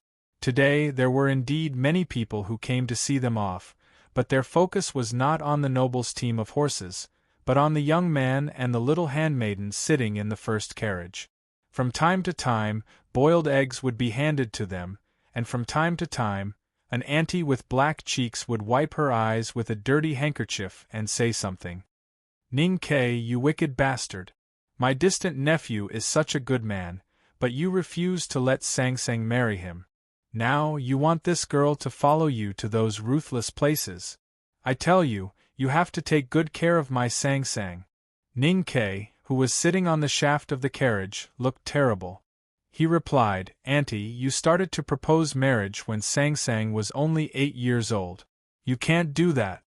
After a few curses with laughter, it suddenly began to drizzle. The raindrops, which were thinner than threads, sprinkled on people's bodies. It was a little cold, but no one left. The families of the soldiers in the city of Wei were busy bidding farewell to Ning Ke and calculating the final debt with him. The crowd was noisy and noisy. The curtain of the most exquisitely decorated carriage in the back lifted a corner, and the proud and indifferent maidservant poked her head out to take a look. Her beautiful eyebrows couldn't help but furrow. Just as the team was about to leave this small border town, Ning Ke stood up from the horse carriage and saluted to the surroundings. The young man carried 3 old sabers on his back. Standing in the rain, he clasped his fists and palms together in salute. Unexpectedly, he gave off a heroic aura. "Young and old masters, sisters and aunts, I don't need to say too many words of thanks." After saying this, he opened his arms in the rain, clenched his fists, and opened them up, showing off his not-so-strong chest muscles and arms. He struck a particularly stupid pose and shouted, "If I don't make a name for myself in Chang'an this time, I won't come back." His words sounded like a storyteller dropping a log to start a play, or a bloody head falling into the dust. The people by the roadside cheered in unison. In the only decent tavern in the city of Wei, Ma Shixiang and several trusted lieutenants were drinking. The nobleman didn't want them to see him off, and they didn't bother to see Ning Ke off. However, they clearly saw the scene in front of them. One of the lieutenants thought of what Ning Ke said on the horse carriage, and couldn't help sighing. "You won't come back if you can't make a name for yourself? It seems that it will be very difficult for this stupid boy to come back." Ma Shixiang, who was sitting at the table, thought of the 3 short sentences that Ning Ke said to him last night. He couldn't help but stroke his flowery beard and felt very comforted. Looking at the horse carriage that was gradually driving out of the city, he said softly with a smile. It's good that he won't come back. You wicked thing, go and do harm to the outside world. The distance from the city of Wei meant the distance from the grassland. The spring drought that was troubling the barbarian tribes and the new Chanyu didn't affect this place. The spring breeze turned the branches and leaves green, and then dyed the carriage wheels and horse hooves, attracting a few butterflies from time to time. The horses galloped between the meadow and the hills. The soft rope was sometimes as tight as iron, and sometimes as loose as a leaf. The luxurious carriage covered with several layers of quilts and blankets also moved up and down gently. The pretty maidservant stared blankly at the scenery passing by quickly outside the window. Perhaps she was thinking of the north where the yellow sand was dancing in the wind at this time. Her facial expression was a bit stiff, but her eyes were full of expectation and eagerness for the unknown future. Inside the carriage, a little boy dressed in luxurious light fur clothes was holding her calf and looking up longingly. He mumbled a few words in Central Plains Chinese, as if he wanted to go out to play for a while. The maidservant turned around and scolded the little boy severely. Then her expression became gentle again. She held him in her arms and rubbed his head affectionately. A corner of the curtain was lifted by the wind, and the spring breeze blew on her cheeks, which were no longer as tender as before. The maidservant squinted slightly and looked at the front of the team with a gloomy expression. The young soldier named Ning Kei was sitting on the shaft of the relatively simple carriage at the very front. He kept nodding his head as if he was about to fall asleep. As a guide, he was supposed to lead the way for the whole team, but he was dozing off most of the time. No matter how one looked at it, he couldn't be considered competent. The maidservant's expression was not because of this, but because of a detail in the scene she saw. Ning Kei was dozing on the shaft of the carriage, and it seemed that he would fall from the galloping carriage at any time. So the little maidservant Sang Sang stayed vigilantly by his side, trying to support him with her thin and short body. Her expression could not be seen clearly on her dark face, but it could be felt that she was very tired. At this moment, the caravan ran over a very shallow grassy stream. Ning Kei was awakened by the shock. He rubbed his eyes and glanced at the sky. He found that he had slept until dusk, so he raised his hand to signal the caravan to stop and set up camp. It seemed a little irresponsible and reckless to set up camp right after waking up, but no one in the team objected to his arrangement. It had been several days since they left the city of Wei, and every decision made by the young man along the way had been proven to be correct. Whether it was the choice of route, the location of the camp, the security, the use of water to eat, or the convenience of escape, there was no fault to be found. What was even more amazing was that the caravan moved quite fast. The dozens of barbarian horse gangs subdued by the noblemen in the grassland had originally looked down on the border army of the city of Wei, but now they only had admiration for the young soldier's ability as a guide. On the bank of the stream, people silently dug earth, built stoves, and collected firewood to boil water. The maidservant got off the expensive carriage that was heavily protected. She looked at Ning Kei, who was lying on the grass and rubbing his stomach as if he was on a picnic, and at the thin and dark handmaiden who was struggling to fetch water, set up a pot and collect firewood.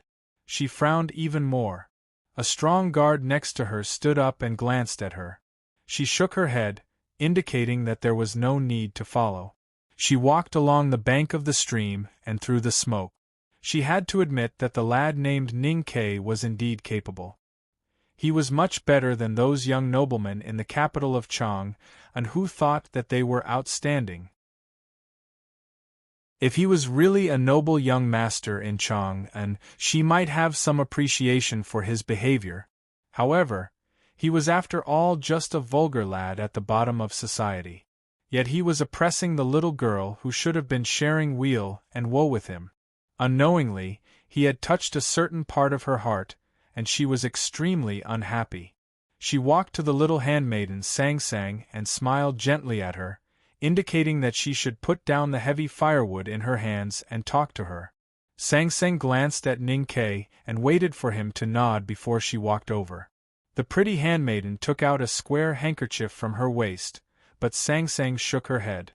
The little handmaiden had done so much strenuous work, but there was not a single drop of sweat on her forehead. At this time, Ning Ke finally climbed up from the meadow. He brushed off the grass on his body and the green grass juice on his cotton shirt. He smiled and cupped his hands in front of his chest. The handmaiden did not turn to look at him. She said lightly, "I don't like you, so you don't have to try to get close to me.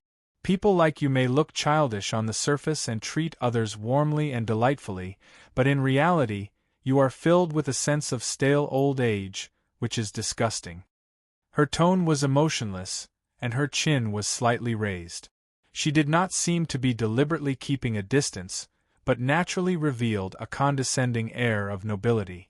As a personal handmaiden serving the Princess of Tang, she could even order most of the officials of the empire around, let alone a small character like Ning Quebec. Ning Ke smiled and shook his head. He turned around and walked to the earthen stove by the stream. He only had a little handmaiden. The noble had countless handmaidens. His only little handmaiden was taken away by one of the countless handmaidens of the noble to gossip. The noble had other servants to serve him, but he had to burn firewood and boil water to cook by himself. Perhaps it was because the sandstorm at the frontier fortress made him very thick-skinned. There was no embarrassment in his smile at all. When the sun was about to set, Sang Sang came back with a lot of snacks such as dried milk. Ning Ke was holding a bowl of burnt meat porridge in a daze. When he saw it, he took it without hesitation and stuffed it into his mouth.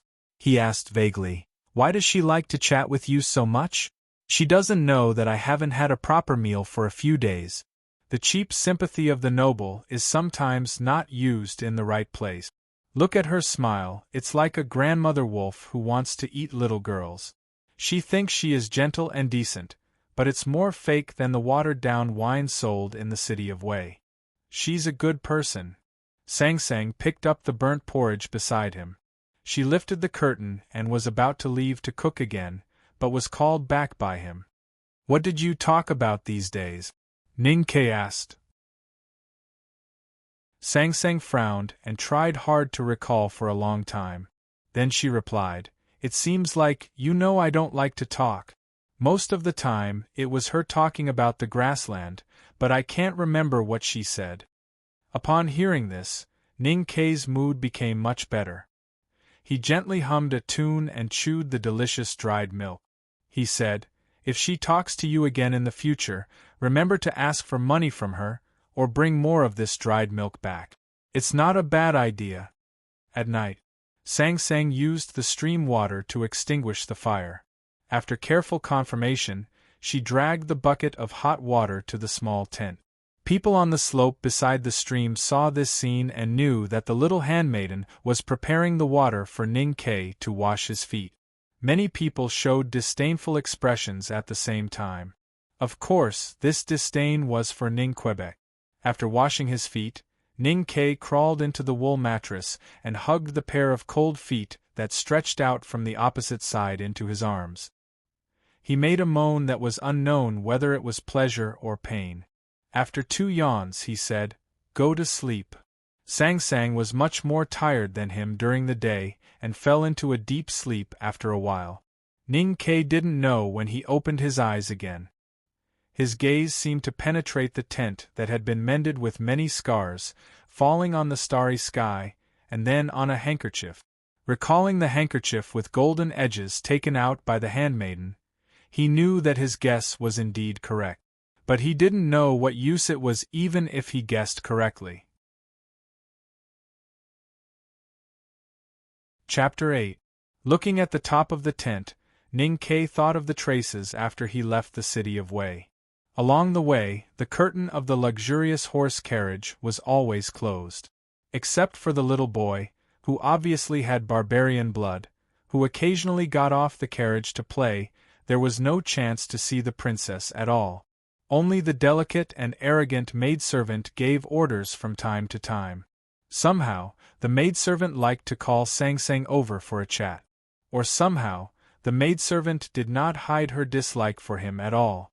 Ning Ke felt that she was a very good actress, because no matter in the city of Wei or on the journey, it was hard to tell that she was not a maidservant from the attitude of those grassland men and her temperament and expression.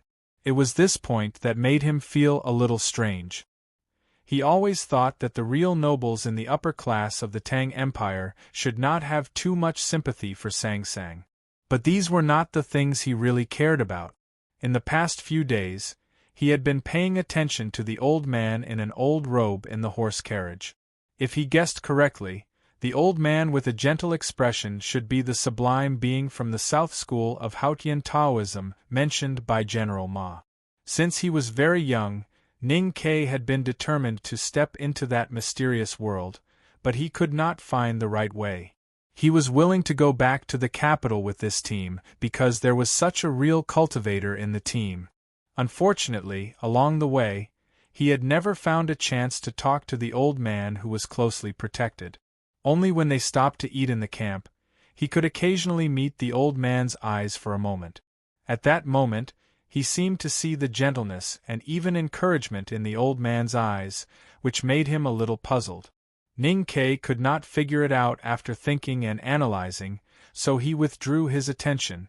Only then did he find that the pair of little feet in his arms had not been warmed, and were still as cold as a lump of ice. Even his chest and abdomen were cold. He could not help but frown worriedly. The little handmaiden Sang Sang had suffered too much when she was young. She was wrapped in wind and rain and rotten air by the side of the road for several days, and after being picked up by him, she became seriously ill and did not recover for several months. The military doctor in the city of Wei had examined her, and he had even taken her to the faraway Kaiping prefecture to have a look. All the doctors had the same opinion: congenitally deficient with a weak and cold constitution. Due to her extremely cold physique, Sang Sang rarely sweated. She could not expel the waste toxins that were produced every day, which made her body worse and worse over time. Therefore, Ning Ke followed the doctor's advice, and made her do a large amount of exercise every day to slightly improve the cold environment in her body. This was also the real reason why he always ordered this dark and skinny little handmaiden around like a donkey in the eyes of others. Even if she worked so hard every day, it didn't always warm her up. For example, at this moment the woolen mattress was like an icehouse. Ning Ke got up and rubbed his frozen stomach. He took out the leather wineskin from the corner and patted Sang Sang awake. Then he put the wineskin to her lips. Sang Sang opened her eyes in a daze and took the wineskin naturally. She skillfully unscrewed the cork and tilted her head back to pour the wine into her mouth. Not a single drop of wine spilled out, but the tent was still filled with the spicy aroma of wine. It seemed to be the strong wine used in the grassland. The skinny little handmaiden held the big wineskin and drank to her heart's content. 2 bowls of strong wine could knock out a big man, but she drank half of the bag in one go until her stomach slightly bulged. It was hard to describe this scene as heroic, but a little weird. She wiped her lips, and her willow-like eyes became brighter in the dark. It was impossible to tell that she had drunk wine. She smiled at Ning Ke and then fell back to sleep. The room was filled with the strong aroma of wine. The cold feet in his arms gradually warmed up. Ning Ke looked at the few drops of sweat on the tip of her nose and finally felt relieved. He wiped the sweat on his forehead. Ning Ke wrapped the woolen mattress tightly and slowly closed his eyes. Not far from his face was the tattered article on the response of the Tao. Every day before he slept, he would read a few pages. Even if he didn't read it, he would silently recite it in his heart. It was a habit that he had developed over the years. May all living beings cultivate the art of dying of old age. May all disasters and poisons not harm their lives. May all living beings never grow old or get sick, live a long life, and enter the path of wisdom bravely.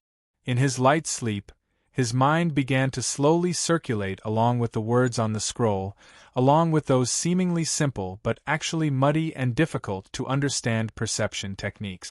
Gradually, the woolen mattress covering him and Sang Sang disappeared, the simple tent disappeared, the grass outside the tent disappeared, and the stream turned into a cloud of white mist and then became invisible. The whole world became a world of mutual existence. In this world, they could vaguely feel some kind of breathing in a mysterious rhythm. Between the breath of the world gradually became a sea, and it was a warm world. Ning Ke was no stranger to this magical feeling. Many years ago, after he read the article on the response of the Tao for the first time, he could often feel it before he fell asleep. But he was very clear about the sad fact that this was not a real feeling after meditation, but a dream.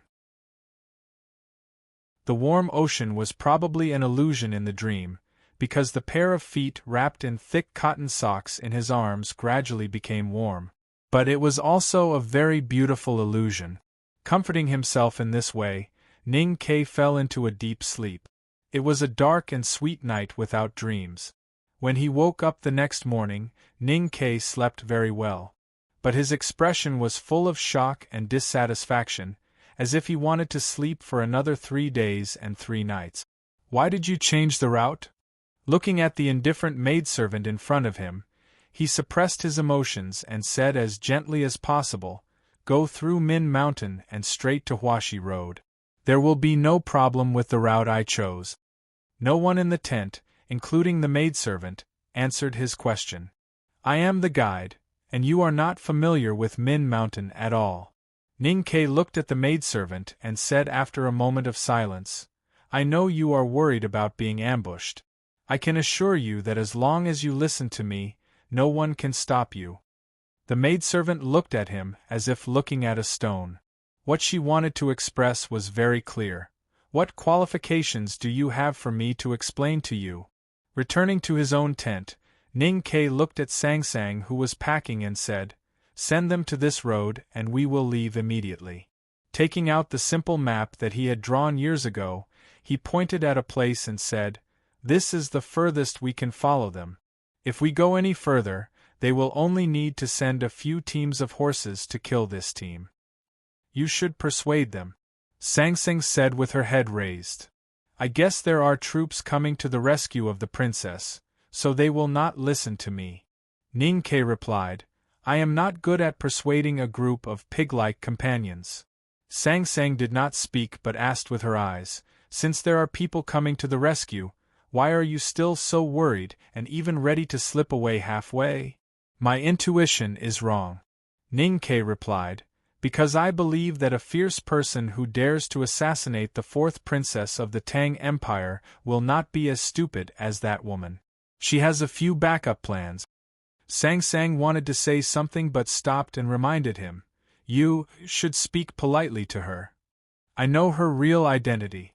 Ning Ke raised his eyebrows and said sarcastically, "So what if she is a princess? I have said in the city of Wei that she is an idiot princess." Chapter 9. Even if they are looking for help, the choice of location is very important.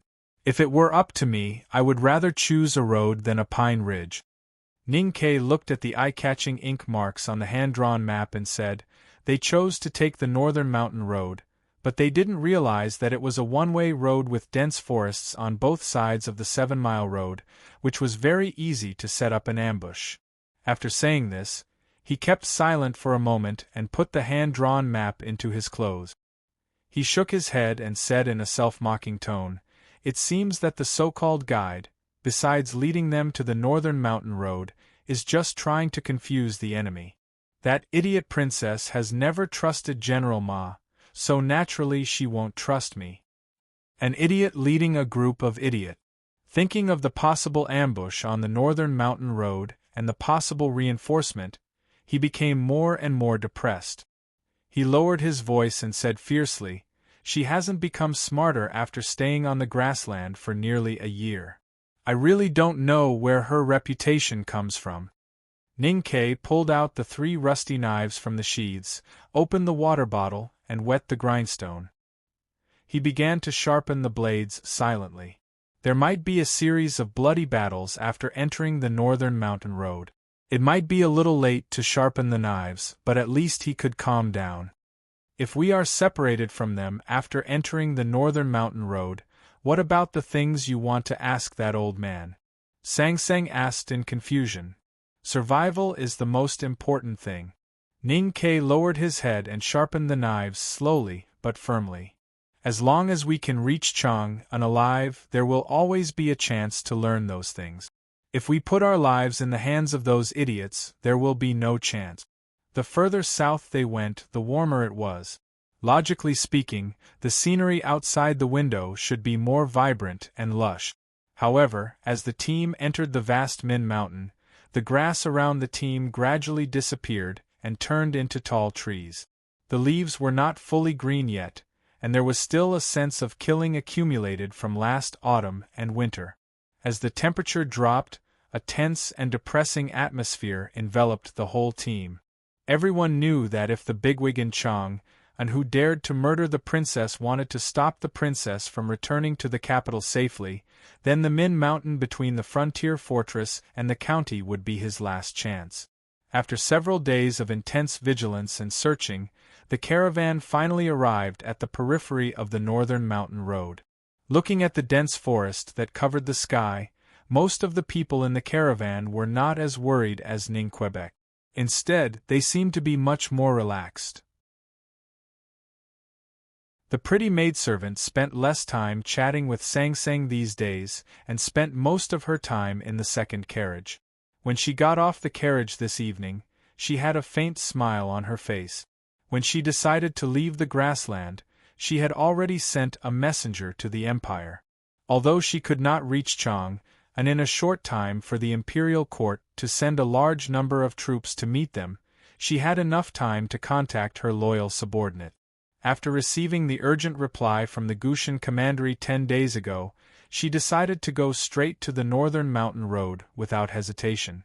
She believed that the young senior captain of the Gushan commandery, Hua Shangyue, should have led his personal battalion to the southern exit of the northern mountain road. She had left the Tang Empire for less than a year, but she firmly believed that her loyal subordinates were still loyal to her.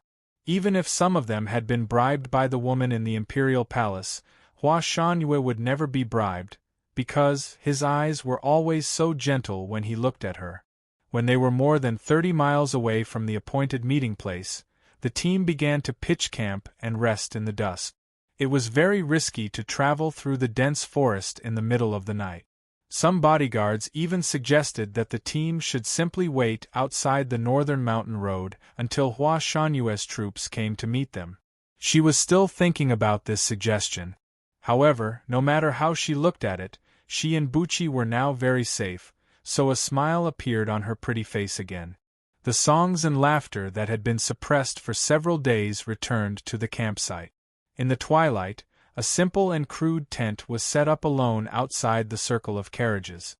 The head of the princess's bodyguards had raised a question, but the owner of the tent insisted and refused to move into the carriage formation made up of 5 carriages and chests.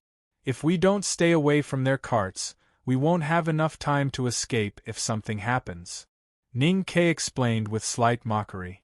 He tied the big black umbrella with a straw rope and asked Sang Sang to carry it on her back. Then he tied the knot of the straw rope into a very beautiful flower. Sang Sang raised her head and looked at his pale blue chin, where stubble had just appeared. She asked, "What about them if we escape?"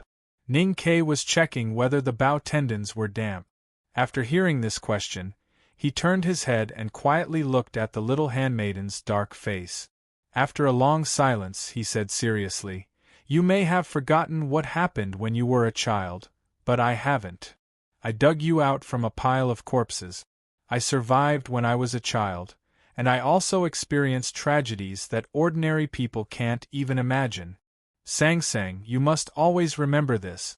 We have worked very, very hard, and even risked our lives to continue to live in this world. Since we have worked so hard to survive, we can't die so easily." After saying this, Ning Ke did not give any further explanation. He sheathed the sharpened padao back into its scabbard, then used a straw rope to tie it a few times. After testing the distance between the scabbards was just right, he carried it on his back. Sang Sang did not ask any more questions and began to pack silently. She used her little hand to test the flatness of each arrow. She knew that the moment night fell, it would be the moment for her and Ning Ke to seek refuge in the vast Min Mountain.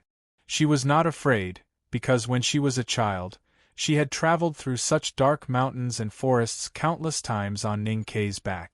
At this moment, Ning Ke's hand holding the sheath slightly stiffened. The curtains of the simple and crude tent were lifted by a hand and the maidservant walked in. The smile on her delicate face immediately turned into an icy cold expression. She had intended to chat with Sang Sang, but did not expect to see the scene of the master and handmaiden packing their luggage. She easily guessed that they wanted to leave. "What do you want to do?" She coldly stared at Ning Ke's face and said, "At this moment, it's hard not to be suspicious of your behavior." After a moment of silence, Ning Ke laughed and was about to explain. Suddenly, his ears trembled slightly and the dimples on his cheeks disappeared, replaced by a solemn expression that had not been seen before.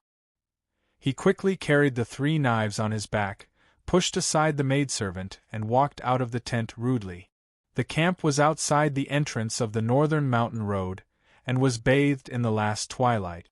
It was warm and extremely comfortable, but at this moment it seemed to be stained with a layer of blood red. The wind passed through the forest that had just woken up in spring, whistling low, as if there were ghosts crying. Ning Ke frowned and looked into the depths of the forest, carefully listening to the details of the whistling. Suddenly, he shouted loudly, "Enemy attack!" The murmur in the forest finally revealed the truth. A feather arrow struck from the forest like lightning, whistling mournfully and shooting at the luxurious carriage in the array of carriages. Chapter 10. A muffled sound was heard. Like a sharp metal thorn stabbing into dozens of stacked wet papers, the arrow shot into the chest of a bodyguard beside the luxurious carriage. The bearded young man covered his bleeding chest and fell down. At the moment when Ning Ke shouted that the enemy was under attack, the well-trained bodyguard of the princess quickly reacted. The bodyguard bravely jumped onto the shaft of the carriage and blocked the window of Her Highness's carriage. He did not know where the arrow would be shot, but he knew that Her Highness inside the carriage must be the enemy's first target, and he could not let Her Highness's life be threatened. The brave bodyguard made the right bet, and the price he paid was his young life. Enemy attack! Protect Her Highness! Shield! The bodyguards roared angrily and in shock. Countless arrows shot out densely from the depths of the dense forest like a rainstorm, and they whistled as they instantly caused the whistling sound of the wind to vanish without a trace, causing it to seem extremely terrifying. Ning Ke, who was still some distance away from the circle, immediately lay down. At the same time, he did not forget to throw Sang Sang and the maidservant who followed him out of the tent. He fell heavily in the forest, but he did not feel much pain because the ground was covered with hundreds of thousands of years old rotten pine leaves on the northern mountain road. With his face against the slightly cool leaves, he listened to the dense sounds of arrows piercing through the air in front of him, and occasionally listened to the sound of arrows flying over his head. He silently calculated the number of archers and the number of arrows they used. The entrance of the northern mountain road was surrounded by the angry and anxious shouts of the bodyguards, the orders to set up defenses, and the extremely heavy sound of shields being set up. The big shields made of carriage boards were inserted into the edge of the shafts by the bodyguards, which played a great role. Thud! Thud! Thud! Thud! The arrows fiercely pierced into the simple wooden shields, making a dull sound like a war drum, but it was more frequent and terrifying than the craziest war drum. From time to time, some arrows shot through the gaps of the simple wooden shields and hit the bodyguards, causing a muffled groan. Unfortunately, the horses that were hit by the arrows were not as fierce and strong as the men of the Empire, and fell to the ground in pain and wailed. The sound of arrows piercing through the air, the sound of arrows hitting wooden shields, the muffled groans of people, and the mournful neighing of horses were mixed together, turning the camp that was previously shrouded in warm twilight into a sure hell. Shio! An arrow fiercely shot into the mud less than half a foot in front of Ning Ke, splashing soil and gravel on his face, instantly leaving a red mark. However, his facial expression did not change at all. He quietly crawled on the rotten pine needles, looking through the gaps between the leaves, over the shaft of the arrow, and at the distant northern mountain road in the south. The enemy did not choose to launch an ambush in the dense forest of the northern mountain road, nor did they choose to attack at night. Instead, they chose to attack in the evening when the caravan had just arrived at the entrance of the northern mountain road. Even though Ning Ke had a natural intuition for danger since childhood, he still did not think of this. Dusk was the time when people were most likely to relax and their guard was at its lowest. Moreover, the convoy was about to meet the Gushan Commandery's reinforcement team, so it was inevitable that people would relax a little. These enemies must be taking advantage of this. Vaguely, he saw many figures appearing in the dense forest on both sides of the northern mountain road. Based on the previous calculation of the density of arrows and what he could see, he roughly estimated the number of enemies to be about 60. After all, they were in the territory of the Tang Empire, and the enemy wanted to assassinate His Majesty's favorite fourth princess. Whether for the sake of secrecy before or after the assassination, the enemy could not use a real large force, so they could only choose the most loyal men of sacrifice. Since they were men of sacrifice, the number of them naturally could not be too large. However, Ning Ke was very clear that in a fight on the battlefield, the more people there were, the more powerful they would be. On the contrary, a team composed of all fearless men of sacrifice was the most difficult to deal with. The bigwigs of the Empire arranged such a shocking assassination. In addition to men of sacrifice, they might even ask cultivators to help. Thinking that he might see the battle between those powerhouses on the battlefield today, Ning Ke inexplicably felt a kind of inexplicable excitement in his heart, and then he felt an unprecedented fear. "How unlucky I am!" he muttered as he turned around to glance at the maidservant beside him. He noticed that besides the panic and bewilderment that had appeared in her eyes in the beginning, the young lady had actually swiftly calmed down, and he couldn't help but silently praise her in his heart. The enemies on both sides of the dense forest had already poured out. Those men in gray Tang army uniforms did not cover their faces. They were waving the standard steel knives in their hands and pouncing forward at high speed like a pack of wolves.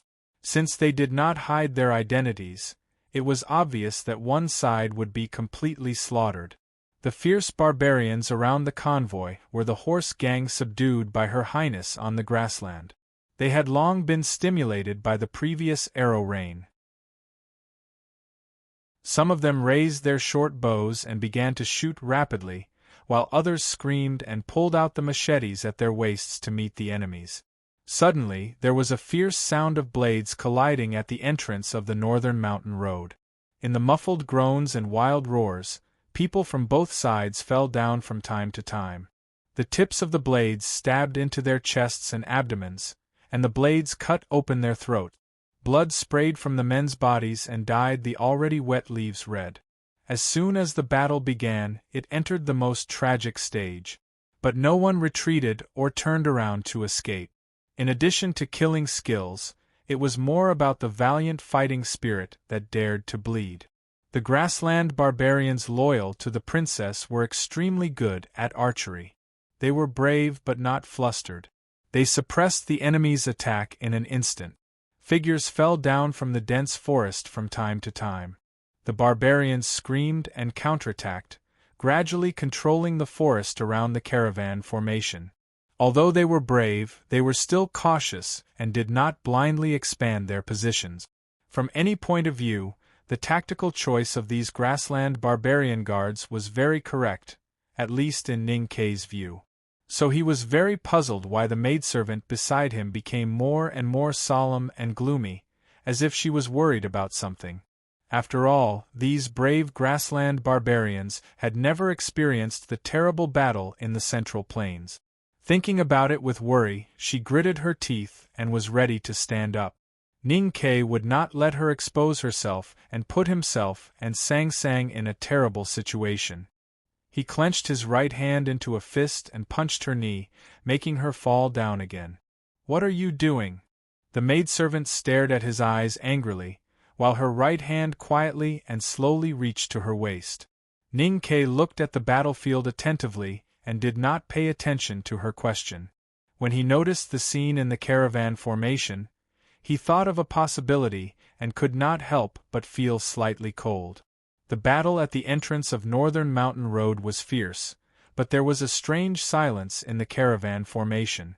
The dozen elite Tang bodyguards, who should have been sent to the grassland as a dowry, were like a dozen stone statues, half kneeling around the two carriages. In front of one of the carriages, the gentle old man in an old robe was sitting with his eyes closed. Under the protection of the bodyguards, he was facing the dark and dense forest. Ning Kei nervously licked his numb lips and stretched out his hand to Sang Sang. His palm was wet with sweat. Sang Sang glanced at him and handed over the bow and arrow in her hand.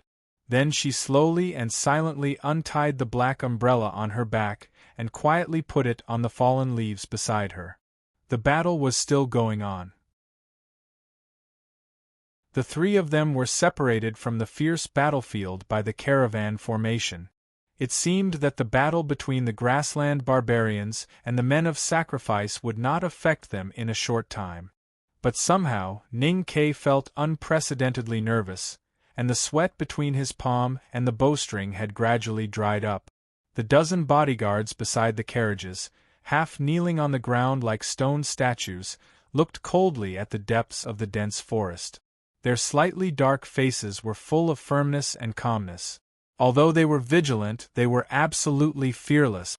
These Tang bodyguards were from the Yulin Royal Guards of Chang-un and were specially selected to accompany the fourth princess to the grassland. They were naturally the most elite members of the military. But today, in the battle outside the entrance of Northern Mountain Road, their performance was somewhat strange. When the rain of arrows came from the depths of the dark forest, they quickly formed a circular defensive formation and silently hid behind their shields. When the enemy men of sacrifice came, they still remained motionless and maintained this posture, completely ignoring the fierce battle taking place around them. From time to time, the grassland barbarians of the same camp died in front of them, and from time to time, a lifeless body hit the caravan formation with a dull thud. They did not even blink their eyelashes and just stared coldly at the depths of the dense forest, their hearts and bodies as hard as steel. The bodyguards knelt on one knee on the fallen leaf. They wore cotton shirts, and the edges of the cotton shirts could vaguely see the armor pieces. Their right hands reached behind their backs and tightly grasped the slanted hilt. They stared coldly ahead and surrounded the two carriages behind them. One carriage was gorgeous and silent. In front of the other carriage, the only old man in the team was sitting cross-legged with his eyes closed. He looked very relaxed, with a sword across his knees. The scabbard was old and tattered, just like the old man's robe. The bodyguards guarded around the old man expressionlessly, as if they could not see the battle around them and could not hear the shouts. Occasionally, when the enemy was about to break into their defensive circle, a bodyguard would pull out his sword and throw himself into the battle. Because he was outnumbered, the single bodyguard would quickly fall into a bloody battle. But even so, the rest of the bodyguards were not moved. They did not even blink their eyelashes and still refused to leave the old man. Ning Kei did not know why the bodyguards were like this, nor did he know what was hidden in the leaves of the dark forest that the bodyguards were vigilantly watching. But he knew that there must be a great horror there. He vaguely guessed what was going to happen. The gorgeous and cold new world was about to open the curtain, and the reality that was about to come made him extremely nervous. His scalp was a little numb, and his index and middle fingers kept silently stroking the bowstring. After a while, his breathing magically slowed down, and his expression became calmer and more composed than before. The fear of waiting for the unknown danger made the atmosphere extremely depressing. The fierce fighting around the caravan formation and the sound of swords colliding seemed to have disappeared. At the most tense and critical moment, the window of the gorgeous carriage was pushed open with a squeak. A beautiful young woman poked her head out. Her hair was slightly in a bun, and she looked slightly worried. Before she could say anything, the cold-looking bodyguard beside the carriage whispered to Her Highness to be careful. Then he quickly reached out and closed the window, blocking her back. Although his expression was respectful, perhaps because of the tense situation, his actions were a little rude. Chapter 11. The Sacrifice of the Bigwigs. Looking at this scene, Ning Ke thought silently in his heart. But he felt two cold eyes beside him. He turned his head and found that Sang Sang was looking at him quietly with her face tilted. They stared at each other for 1 or 2 seconds. Usually it was a short time, but now it was a long time. Ning Ke was defeated by his little handmaiden once again in his life. He sighed helplessly in his heart and tightened his leg muscles. He inserted his toes into the thick leaves and slightly wet soil, ready to exert his strength at any time. In the distance, in the depths of the northern mountain road, which was getting darker and darker because of the setting sun, a sudden gust of wind came among the gray-black branches. The new shoots on the branches were hidden under the protection of the old bark and were not hurt. But the leaves on the ground that had accumulated for many years were blown into the air, rustled, and then fell one after another. In spring, the boundless fallen trees rustled. A burly man in a dark light armor appeared in the depths of the northern mountain road. With a thunderous roar, a faint earthy light seeped out of his light armor and flashed away, as if a god had occasionally glanced at him from the clouds. His 2 arms that were as thick as trees suddenly rose up, turning a piece of heavy stone he picked up from who knows where into a roaring stone bullet, fiercely smashing towards that gorgeous carriage. What a terrifying power that could turn a man into a long-range catapult! The heavy stone whistled through the air at a high speed, smashing any twigs on its way. Along an arc, it unstoppably crossed a distance of hundreds of meters and accurately and coldly hit the first carriage. With a muffled bang, the luxuriously decorated carriage with a solid internal structure was suddenly scattered into a pile of broken firewood and rags. Inside the carriage there was a faint trace of blood and broken limbs. The Tang bodyguards, who had been kneeling on one knee outside the carriage, still looked indifferent, as if they did not see that the carriage behind them had been turned into rubbish and that the princess, whom they had sworn to protect, had been smashed into pieces. There was not even a look of surprise on their faces. Instead, there was a faint sense of relief and calmness on their faces. "Front line, shoot!" the bodyguard leader shouted in a low voice.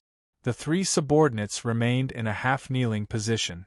Their right hands had already let go of the hilt of their swords. They held the powerful military crossbow horizontally, aimed at the depths of the forest, and quickly pulled the trigger. 9 crossbow bolts shot through the slowly fluttering fallen leaves like lightning, accurately hitting that heavenly deity like large man's body. However, that tall and sturdy large man only waved his hand, brushing away the 2 crossbow bolts that were aimed at his face, completely ignoring the crossbow bolt that hit his chest. The man's stone-like palms were numbed by the high-speed crossbow bolt. The crossbow bolt in his chest was stuck in his light armor. It trembled twice like an unsteady long-legged insect before falling to the ground. There was a faint bloodstain on the tip of the bolt. It was probably only a minor injury. Because of the long distance, this wave of crossbow bolts had no effect except for the above-mentioned effect. The bodyguard leader had been mentally prepared for this, and his expression did not change at all. Looking at the tall figure standing in the depths of the northern mountain road, he raised his right hand and shouted, "Wait!" The 3 guards put down their bows and gripped the hilts of their swords in their right hands again. Because of Sang Sang, Ning Ke had planned to find a chance to rescue the poor scapegoat in the carriage.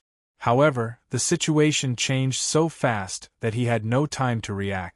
The huge man appeared in front of them, and the heavy stone flew from the sky, turning the gorgeous carriage and the woman in it into a bloody powder. Did he sympathize with the nameless woman, or did he feel ashamed of the little handmaiden's trust as the master? Anyway, his eyes fell on the depths of the northern mountain road, and his face was a little pale. By using some kind of secret cultivation technique, the giant man possessed such violent and incredible power. However, throwing the boulder that weighed more than 1,000 kilograms over such a long distance still made him pay a great price. His face was flushed, and sweat was gushing out of the arrow holes on his light armor. His legs were trembling slightly, and he seemed to be showing signs of exhaustion. For some unknown reason, in the face of such a good opportunity, the dozen indifferent bodyguards did not choose to attack, but still guarded around the second carriage vigilantly. The old man in an old robe sat in the carriage, his eyes still closed. Suddenly, the old man's grizzled hair started to move, flowing on his dirty old robe like a silver stream. The old sword on his knees started to hum, and the body of the sword in its sheath kept bumping against the inner wall, as if it couldn't wait to come out and drink blood. Wang wang wang. Clang. A clear sound rang out. The bright dagger flew out of its sheath and crossed itself beside the old man's knees. It turned into a streak of cyan sword light, rolling up the leaves and splitting the wind. It pierced into the depths of the northern mountain road silently, as if it was going to pierce through that godlike giant body. There seemed to be an invisible mirror between the twilight at the entrance of the northern mountain road and the gloomy jungle. When the bright dagger flew out of the old man's knees and turned into a flowing light, a gray shadow of a sword was seen whizzing over from the jungle. The gray shadow was as fast as lightning. One moment it was still among the falling leaves, and the next moment it came to the battlefield at the entrance of the northern mountain road.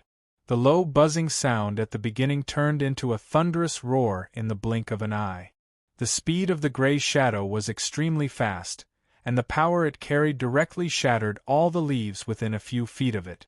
The silk-like broken leaves formed a straight line behind the shadow, and the end of the line was none other than the old man who no longer had a sword on his knees. Great Sword Master! Looking at the gray shadow that had already become a thunderous roar, the bodyguards who had been waiting calmly like stone statues finally changed their expressions, and someone shouted a warning. When the most powerful old man on their side took action, the old sword on his knees pointed at the giant man in the depths of the jungle. The most powerful enemy, who had been hiding until now, finally showed up. As soon as he showed up, the wind and thunder roared.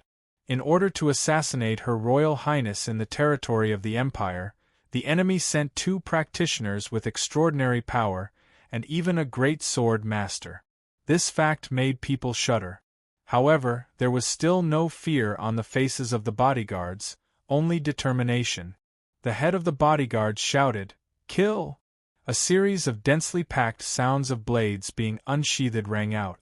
Dozens of sharp steel blades, accompanied by the sound of the guards exerting their full strength, slashed towards the empty space in front of them.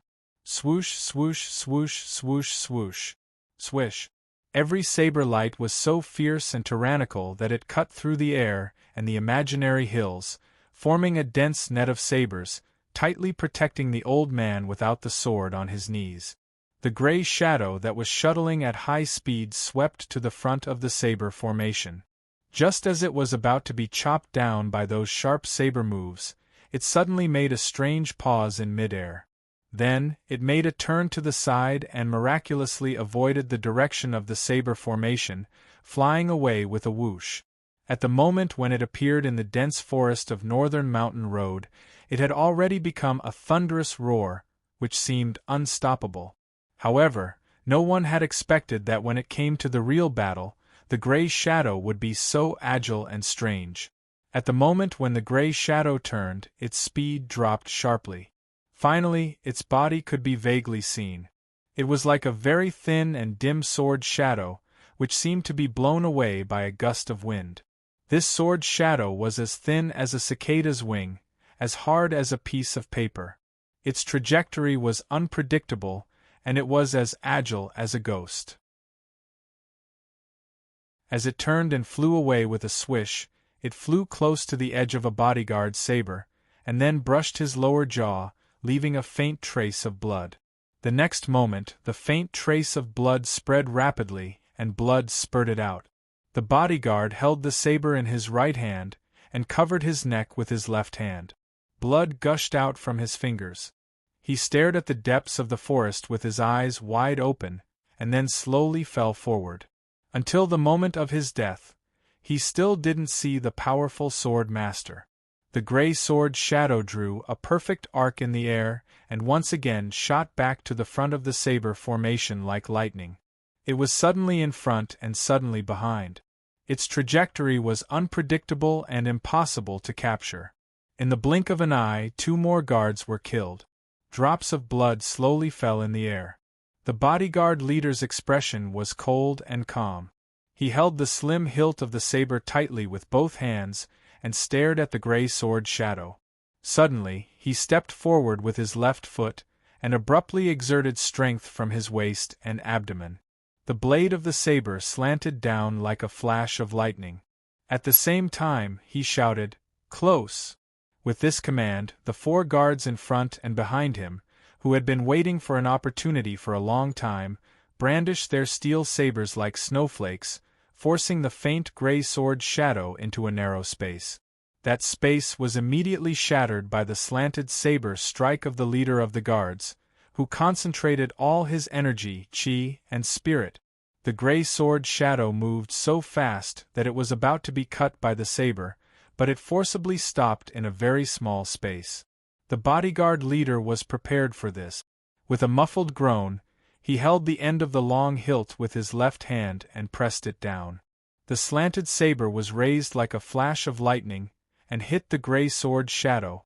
With a slight muffled sound, the agile gray sword shadow fell to the dust like a thin snake that had been hit in the heart, and fell into the thick layer of rotten leaves and mud.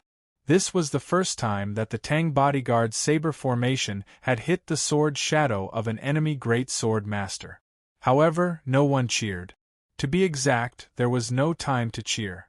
Because the dead leaves on the ground began to shake violently, like a giant snake that had just woken up, and quickly slithered under the feet of the bodyguards. The dead leaves flew and the wet mud splashed. The gray sword shadow shot up like a flash of lightning, and easily cut through the cotton armor of a bodyguard's thigh, and cut through the main artery that was fatal. Muffled groans sounded in the saber formation from time to time. The bodyguards fell down one after another. Occasionally they could hit the gray sword shadow, but they could never completely cut it into a dead object. The bodyguard leader's expression gradually became sad and indignant. In the depressing and tragic atmosphere, he took another step forward, held the long hilt with both hands and slashed again with a roar. "Close!" he shouted sternly. The last surviving bodyguards shouted in unison, and rushed to the gray shadow desperately, setting up the last barrier with their bodies and the saber radiance in their hands. With 2 soft sounds, the bodies of 2 bodyguards fell to the ground without any signs of life. The bodyguard leader's earlobe was neatly cut in half, and blood dripped down. There were a few more bloody wounds on his body, like someone's wild drunkenness. This was the 7th time the gray sword shadow was struck by the guard's blades. Its speed was much slower than it was at the beginning, but it was not struck down in the end. It flew slowly with a buzzing sound, broke through the blade formation, and arrived in front of the old man in the old robe. At this time, people finally saw the gray sword shadow clearly.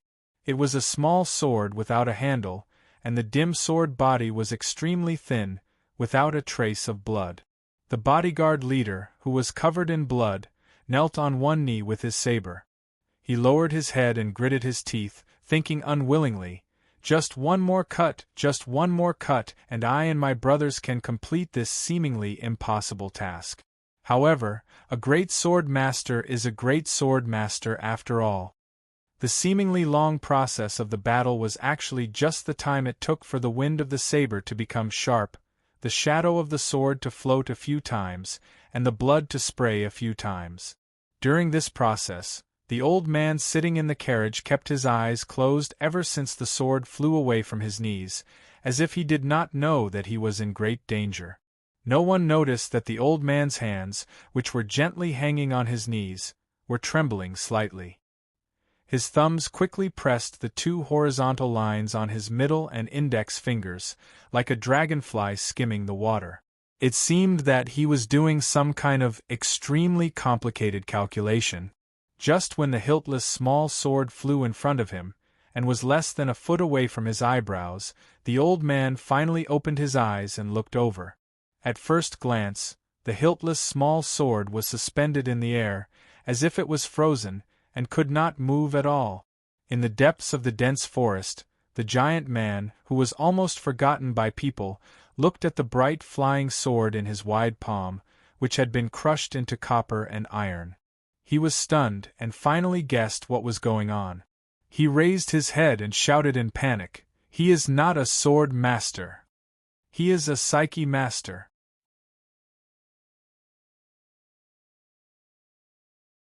Chapter 12. As if it understood the roar of the giant man, and understood that it had fallen into a trap, the dull and matte hiltless sword began to tremble violently in the air, causing the air around it to emit a buzzing sound. It was like a bird that was darting left and right, trying to escape.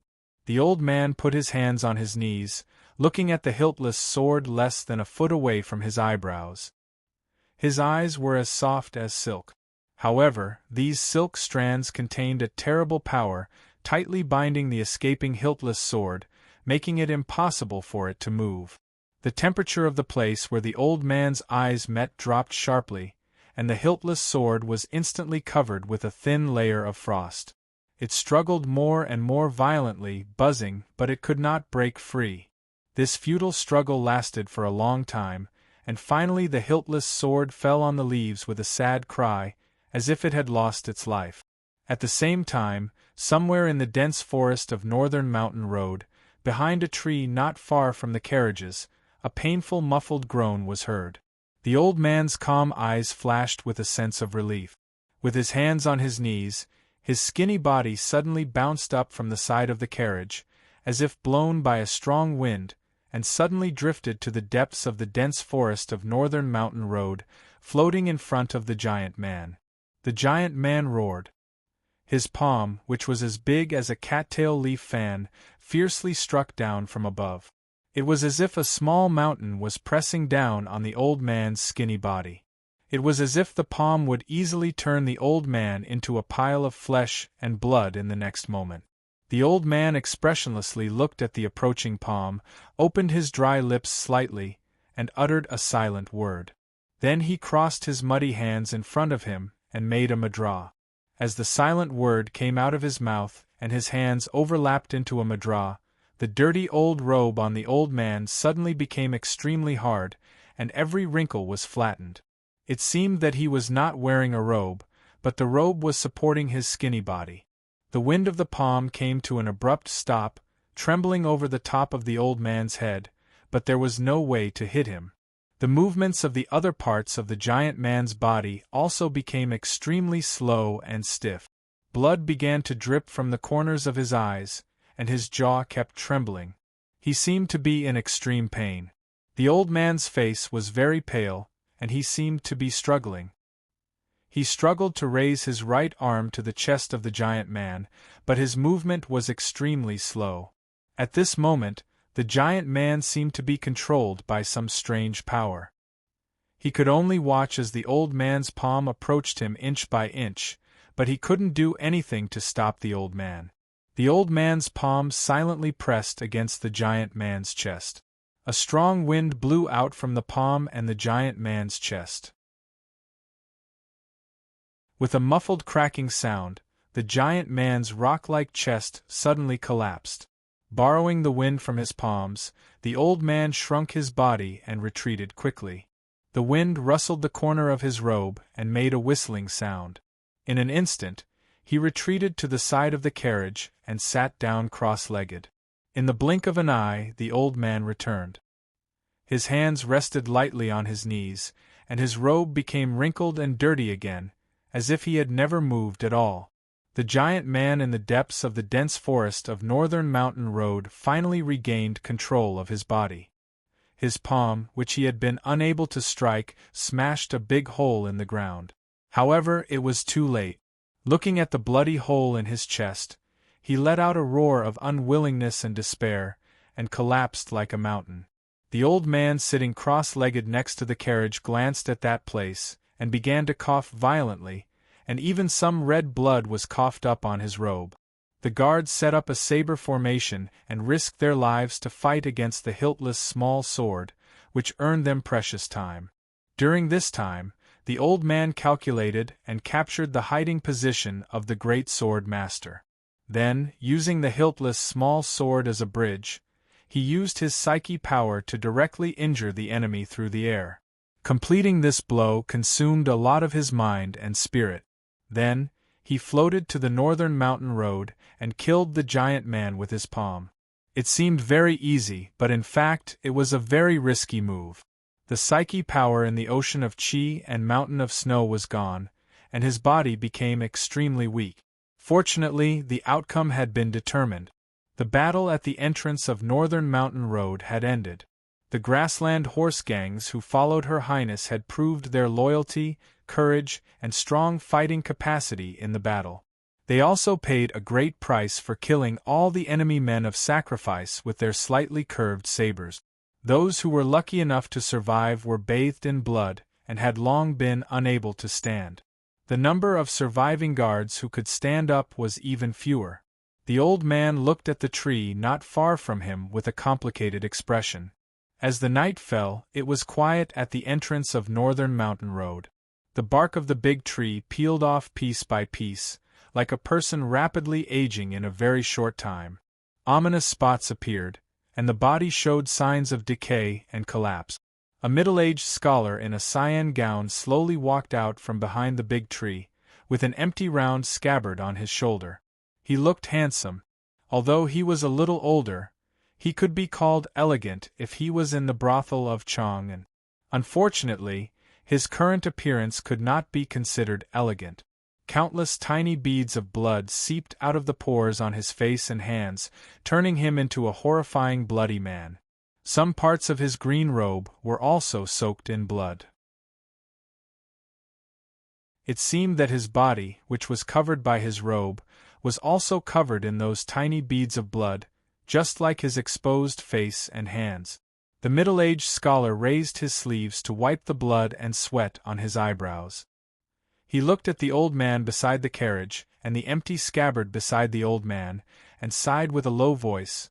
One wrong move leads to many wrong moves. Liu Qingchen, the minister of offerings of the South School of Haotian Taoism, actually abandoned the sword and cultivated the psyche. If this news was spread out, I don't know how many people would be shocked. After a short silence, he sighed with emotion. What's more unexpected is that you can actually enter the see-through state at such an old age. Is there any secret method of Haotian Taoism? The old man's name was Liu Qingchen. He answered softly, I followed Her Highness to the north for a year. I saw some different scenery and people on the grassland. I was touched, so my state improved. It has nothing to do with our Taoism. Hearing this unexpected explanation, the middle-aged scholar was stunned for a moment. He seemed to understand something and kept silent for a long time. Then he looked at the guard leader who was kneeling on one knee among the fallen leaves with a saber, and said in a very serious tone, Since I entered the great sword master state, I have always thought that the secular force could not compete with me. Today, you and your subordinates have taught me a lesson. The middle-aged scholar cupped his hands to salute the guards who were seriously injured among the fallen leaves, and praised, "Brave and fearless soldiers like you are the pride of our Tang Empire." The guard leader slightly bowed and did not say anything. "There are not many great sword masters in Chang'an, but I don't know you." The old man Liu Qingchen looked at the middle-aged scholar who was covered with blood and said, "The academy is really a place of hidden talents." Hearing the word academy, the people who survived in the forest at the entrance of Northern Mountain Road could not help but feel confused and shocked. Could it be that the assassination against Her Highness had something to do with the high status of the academy? Ning Ke subconsciously looked at the maidservant beside him, and saw that she had a thoughtful expression on her face. Obviously, she did not believe this statement. The middle-aged scholar was stunned for a moment, and then he shook his head and said sadly, "I didn't expect that you could see through my background. But as an unworthy junior, I dare not bring shame to the academy. I'm just a stupid student who was expelled from the academy." He was covered with blood, and his body was shaking, as if he could fall at any time. However, facing such an enemy, the grassland barbarians and guards who survived in the carriages were very nervous, as if they were facing a formidable enemy. Ning Ke was also very nervous, but he was more excited and helpless. He had lived in the city of Wei for many years, studied the article on the response of the Tao for many years, and imagined these powerhouses through the rumors in the market for many years. Today's battle at the entrance of Northern Mountain Road was the first time in his life that he had witnessed a real battle between powerhouses. He had heard that those valiant generals of the Tang Empire also had their own tyrannical means. However, the border had been peaceful for many years, and as a small soldier in a border town, he had no chance to see such a battle on the battlefield. The hiltless small sword flew among the falling leaves, the strength to pull up a mountain, the power to throw stones and break chariots, the power of psyche power between eyes closed, and the power to hurt people from a distance. These extremely incredible and magical aspects happened one after another in a very short period of time, making his mind shake and unable to calm down. The academy, expelled, stupid student, these 3 words entered his ears, calmed him down a little, but immediately made his scalp tingle. A stupid student who was expelled from the academy could kill nearly 10 of the most elite guards of the Tang Empire with a dull hiltless small sword. Then what kind of incredible power did the real students of the academy have? They should be Xiaoho's people. The maidservant beside him said coldly in a low voice. Hearing the 2 words, Xiaoho, Ning Ke's expression slightly froze, and his body became a little stiff. After a few seconds, he returned to normal, but his eyes had changed from the previous admiration to cold judgment and calculation. "You are cultivating Howren sword, so it is not difficult to guess that you are from the academy," Liu Qingchen said, "but it seems a pity that you did not learn more in the 2nd floor before being expelled from the academy. At the beginning, your sword already had the power of wind and thunder, but you forcibly changed it to the state of quickness and mysteriousness. The most important thing in the Great Spirit is to be upright and unhindered. You have taken the wrong path, and this choice is really despicable. If you met me 20 years ago when I was in my prime, even if I did not enter the see-through state, you could not be my opponent." The middle-aged scholar bowed his head and smiled slightly, and the smile on his handsome face full of tiny blood beads looked particularly gloomy. As a great sword master who had entered the see-through state, this middle-aged scholar in a turquoise robe was invited to assassinate Her Highness. After knowing the strength of the old man beside the princess, he thought it was a very easy thing to do. However, the party who provided him intelligence did not know that the old man beside the princess had entered the see-through state on the grassland. What was more shocking was that the wayfarer of the South School of Haotian Taoism actually chose to abandon the sword and follow the psyche state. Even so, he would not be completely powerless tonight, But this great sword master did not expect that the Tang bodyguards beside the carriage could cause him so much trouble, so that Liu Qingchen could calculate his position. It was a very dangerous thing to be calculated by a powerhouse of the same state, especially a psyche master. Liu Qingchen first controlled the shadow of his sword, and then used the hiltless small sword as a bridge to hurt each other with his psyche state. Facing the psyche master who was the fastest to kill, he had no way to deal with it. His psyche power directly attacked his ocean of consciousness and mountain of snow, causing his internal organs to crack and blood to flow. Today he was destined to die at the entrance of the northern mountain road, so he did not care about the comments of the old man Liu Qingchen. However, even if he died, there were some things that he had to accomplish.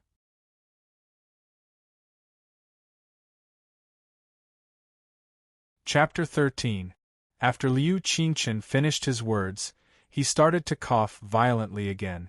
Psychic masters were the most mysterious in the imagination of ordinary people.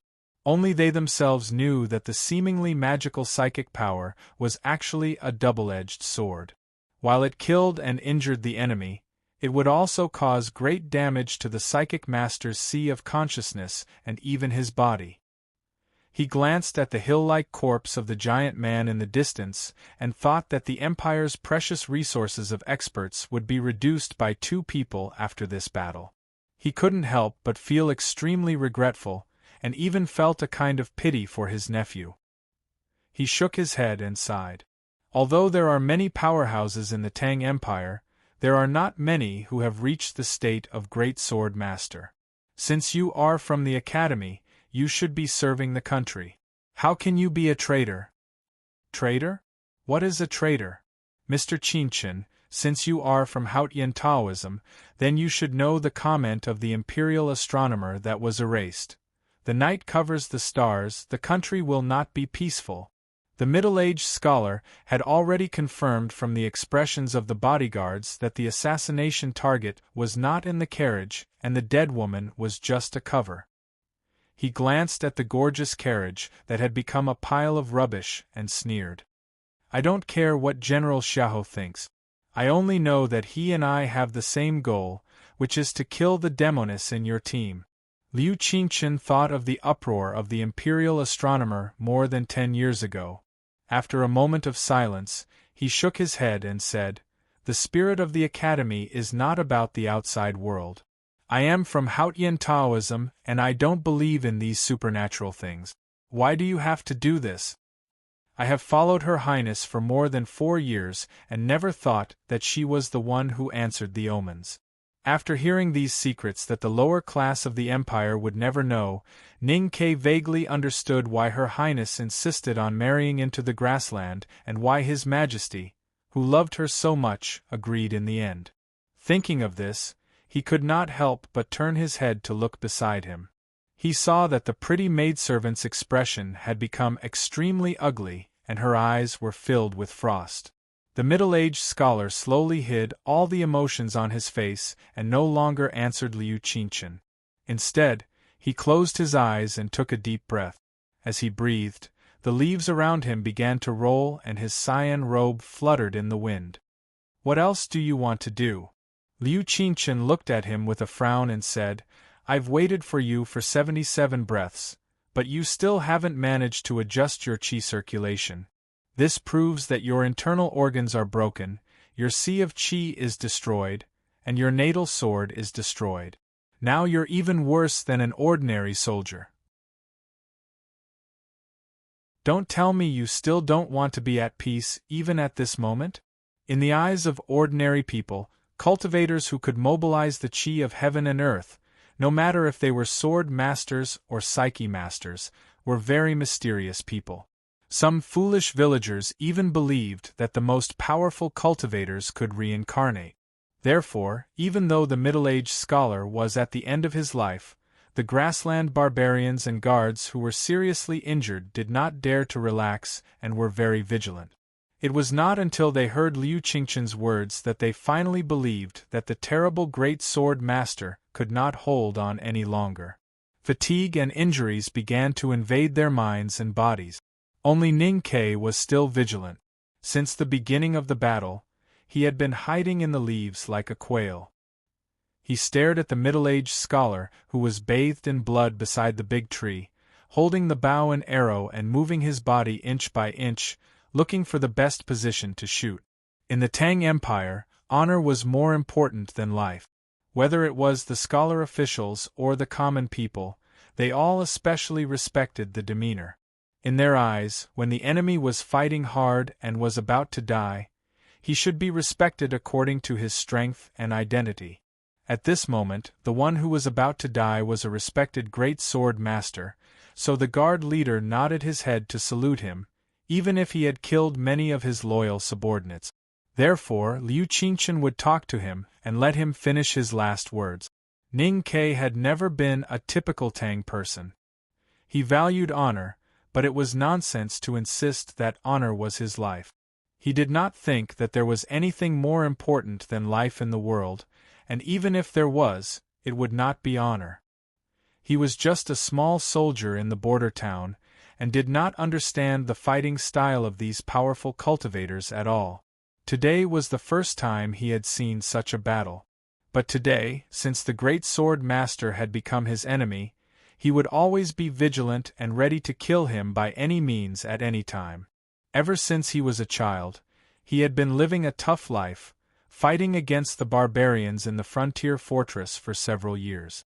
This made the teenager develop a deep-rooted understanding. Only a dead enemy is a safe enemy, a good enemy. Only then would he take off his military cap and stare at the enemy's corpse to show his utmost respect. Right at this moment, an unexpected change occurred, or it could be said that it happened just as he had expected.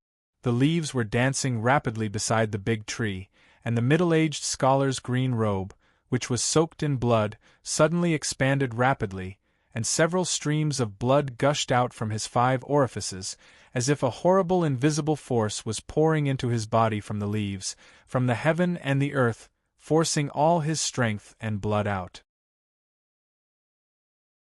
Take in the heaven and the earth. Seeing this scene, Liu Qingchen suddenly changed his expression, and looked at the middle-aged scholar angrily and scolded. People from the academy use the methods of the devil's doctrine? You, how dare you betray your teacher? The battle at the entrance of the northern mountain road was extremely dangerous and tragic, but the old man was not moved from the beginning to the end. In the eyes of the Tangs, since there were already 2 camps of enemies, it was normal to win or lose, and it did not involve the so-called morality and justice. But when he found that the middle-aged scholar used the self-destruction method of the devil's doctrine, he finally could not help but be angry for the first time. If you are on the right path, you don't need to fear the devil's doctrine. The middle-aged scholar slowly raised his right arm, pointing at the old man beside the carriage, and said indifferently, "If this is the oblivion, then let me sink into the underworld, and never be reincarnated." As soon as he finished speaking, a deep blood mark suddenly appeared at the base of his right index finger, and the white bone could be vaguely seen. With a muffled groan, his index finger was pulled away from his palm, and suddenly sped up, turning into a blood shadow, rushing towards Liu Qingchen's face. Taking in the chi of heaven and earth in the body, at the risk of breaking his body, and turning his body into a flying sword, condensing all his skills into a strike, was the most typical method of the devil's doctrine. For the team escorting the princess, Liu Qingchen was their strongest support, especially at this time, when the grassland barbarians and guards had suffered heavy casualties, and almost no one had the strength to fight anymore. Therefore, the role of the old man was particularly important. If he died under this broken finger, who else could resist the critical strike of a great sword master before his death? 2 grassland barbarians rushed towards the middle-aged scholar, howling madly, but before they could run 2 steps, they staggered and fell on the fallen leaves, and the machetes in their hands were also shaken out. The guard leader, who was half kneeling, suddenly fell to the ground, and struggled to crawl forward, dragging blood with him. Not far from him, there was a crossbow arrow left by a dead guard. Although he had tried his best, It was obvious that he was still too slow. When he grabbed the crossbow arrow, Liu Qingchen, who was too weak to fight anymore, had already been stabbed by the broken finger. In the dark forest at the entrance of the northern mountain road, no one had expected that a great sword master from the academy would use the method of the devil's doctrine. No one was prepared, and it seemed that they could only watch the great sword master successfully kill them, and then the whole team would die. Ning Ke was prepared. He had prepared for a long time. When the middle-aged scholar in Cyan sighed indifferently, he was not moved at all, but vigilantly watched his every move, and slowly moved his body, looking for the best position. When the middle-aged scholar began to absorb the qi of heaven and earth into his body, and the fallen leaves in the forest danced wildly, Ning Ke had already stood between the dead leaves with one foot in front of the other, and raised the seemingly ordinary boxwood bow in his hand, aiming at the opponent. He exerted strength in his right arm, transferred the strength to his wrist, and suddenly pulled the bowstring like a full moon. The tough bowstring, bearing a huge force, made a buzzing sound, and the feather arrow on the bowstring slightly trembled, and then quickly became calm, like a snake waiting to be ejected. When the middle-aged scholar's broken finger flew out, Ning Ke slightly loosened the middle and index fingers of his right hand, twisted the stabilizer on the bowstring, and the bowstring bounced back with a buzzing sound. An arrow shot out like lightning, piercing through several fallen leaves, and directly toward the middle-aged scholar's chest. Buzz, buzz, buzz! The bowstring vibrated rapidly, and the black feather arrow moved forward like lightning, piercing the fallen leaves and tearing the night sky. Just before the great sword master in Cyan pierced the old man Liu Qingchen's face with the devil's doctrine's broken finger, the arrow had already reached his chest. The body of a cultivator was not stronger than that of an ordinary person, especially for a sword master, psyche master, and talisman master. Because they meditated for a long time, their bodies would become weaker, and they needed to pay special attention to close-range defense. In addition to the men of sacrifice like the bodyguards, they would generally wear light armor under their long cotton robes to prevent being attacked by assassins. At the last moment of his life, the great sword master from the academy did not hesitate to use the devil's doctrine's method to kill the enemy's most powerful psyche master. His determination could be seen, so when he sensed the enemy's sneak attack with a bow and arrow, he did not make any response. In his psyche and sense of perception, there was only the rippling lake formed by the qi of heaven and earth. The broken finger was like a black line breaking through the waves, moving forward with difficulty. At this moment, he had to concentrate all his spiritual power to complete the last blow. He would not allow himself to be disturbed by anything, even the cold feather arrow that was about to hit his body. Moreover, under the cyan robe was a delicate soft armor. He believed that from such a long distance, the arrow that came from nowhere would not have the ability to kill him. With a muffled sound, an arrow pierced into his chest. The arrowhead was strangely rotating at a high speed, many times faster than ordinary arrows. The sharp tip instantly tore the cyan robe apart, and squeezed into the small gap of the light armor. The arrow pierced into his flesh, and blood started to appear. The middle-aged scholar still did not pay attention to it, and did not even look down. The tiny beads of blood on his face flowed into a stream, and his tightly furrowed eyebrows were written with sorrow. It was painful when the arrow pierced into his body, but he would not die. So what? But Ning Ke had shot more than one arrow.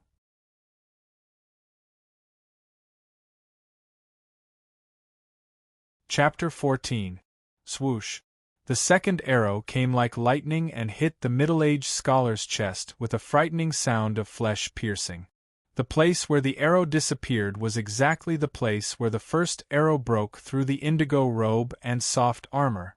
The third arrow came at the same time and hit the opening that was gradually expanding. There was no longer any obstruction before the arrow tip, and it pierced through the scholar's body. No one knew how Ning Ke managed to shoot 3 arrows in a row with the seemingly ordinary boxwood bow in a very short period of time. No one could figure out why this seemingly ordinary young soldier had such horrifying archery skills that he could shoot the same small area 3 times in a row. The middle-aged scholar felt as if a hard and thick wooden stick had smashed into his chest, and he was forced to take 2 steps back. Then, he felt a slight heat in his chest, and that heat eventually turned into a scalding heat. He looked down subconsciously and saw an arrow piercing through his chest. A small part of the arrow shaft and arrow feather were left outside his indigo robe. They were stained with blood and looked like a blooming red flower. The middle-aged scholar stared at the wet red flower on his indigo robe in disbelief. His face was full of blood and water, showing a ridiculous and shocked expression. He slowly fell onto the ground in the decayed leaves and mud. Even a cultivator, even one who absorbed the chi of heaven and earth into his body with the means of the devil's doctrine, would not be able to control his psyche after his heart was pierced through. The invisible thread between heaven and earth suddenly broke the moment he fell onto the ground. The blood-stained broken finger that had lost control could no longer threaten a psyche master, although the psyche master was extremely weak now. Liu Qingchen slightly raised his eyebrows and shook off the broken finger in front of him. The broken finger brushed past his aged face and landed on the carriage behind the old man. With a few crisp poochie sounds, half of the carriage collapsed and turned into rubble. The broken finger condensed a little bit of the chi of heaven and earth that the middle-aged scholar had absorbed previously. Although he had lost control of his psyche, it could still cause such a terrible effect. If it weren't for the 3 arrows, the broken finger would have caused severe damage to the old man, and the assassination would have ended differently. Those who had survived were all well aware of this point. The middle-aged scholar was naturally the one who understood the most. He painfully looked at the arrow in his chest and raised his head with difficulty. He wanted to see just what the archer looked like. He had shot 3 lightning-fast arrows at the most critical moment. He had used his invincible archery to break through the intricate light armor. He had killed a great swordsman almost unbelievably. He had turned the tide and saved the Tang Empire's princess from danger. Was it time to enjoy the shock, gratitude, and even worship from the crowd? Ning Ke did not think so, and there was not a trace of a relieved smile on his face. He still held the boxwood bow in his hand tightly, with the arrow on the string pulled, and aimed at the great sword master sitting under the tree. However, his ears were listening to the slight sounds above the forest. He was on guard. Xia Ho! Xia Ho! Xia Ho! When the maidservant told him that the great sword master should be Xia Ho's subordinate, and he had already admitted it, Ning Ke had been silently repeating the name in his heart. Xia Ho was not called Xia Ho. His name was Xia Ho. As one of the 4 most powerful great generals of the Tang Empire, this man's kung fu was domineering and unparalleled. He had outstanding military exploits, and his character was extremely brave and ruthless. He had been stationed in the fierce Willow Camp with strict military law for many years and was famous for his arrogance and killing. His original surname was Xia, but he did not allow his children to be named Xia. Instead, he changed his full name to their surnames, such as the eldest son Xia Ho Jing and the second son Xia Ho Wei, and so on. When a scholar in the imperial court raised a question, Xia Ho proudly replied, "I should create a surname that will be passed down for generations. I should be the ancestor, so my name should be the surname. It's for the Xiaoho family." General Xia Ho was a famous person, but Ning Ke had been silently repeating his name in his heart. From the description to the shock and then to the faint disappointment and mockery, it was naturally not because of this. Since he was 4 years old, this arrogant name, which seemed to be covered with blood, had been deeply hidden in his mind, and he had never forgotten it. He had never seen Xia Ho, but he knew Xia Ho's likes and dislikes, knew who Xia Ho's favorite concubine was, knew why Xia Ho cooked that concubine to death, knew that Xia Ho ate 3 caddies of the fattest mutton every meal, and even knew when Xia Ho went to the toilet every day. He believed that he was the one who knew this famous general of the Tang Empire best in the world, because he believed that no one in the world wanted to kill this famous general more than he did. The general's rough and overbearing appearance hid a cold, sharp, and intelligent heart.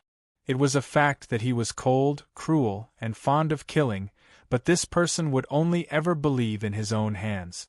Therefore, he would never place all of his ambitions to assassinate the princess in the hands of the middle-aged scholar, who was obviously not a direct descendant of the great sword master. That person would definitely send his most loyal men to watch the assassination and observe the development of the situation. He might even jump out at some critical moment to end everything. In Ning Kei's view, this was the best moment. Half of the carriage had collapsed, and the other half was intact. A little boy with a face full of dust poked his head out, crying. The pretty maidservant nervously lifted her skirt and ran to him. Ning Kei's right hand stretched out like lightning and threw her heavily to the ground. The twigs above their heads were broken into pieces, making a cracking sound, blurring people's eyes. Among the debris, 2 masked men in black appeared and threw 2 metal balls down. At the same time, they pulled out their long swords from their sheaths, and the coldness was piercing to the bone. The 2 metal balls were painted with red spots. They were kerosene bombs, which were only used in a small number by the Tang Empire's border army elite. Their burning power was extremely terrifying. Ning Kei had been in the military camp at the frontier fortress all year round, so he was naturally familiar with them. He threw away his bow and arrow as fast as he could and reached for the hilt on his back with both hands at the same time. He shouted, "Umbrella!"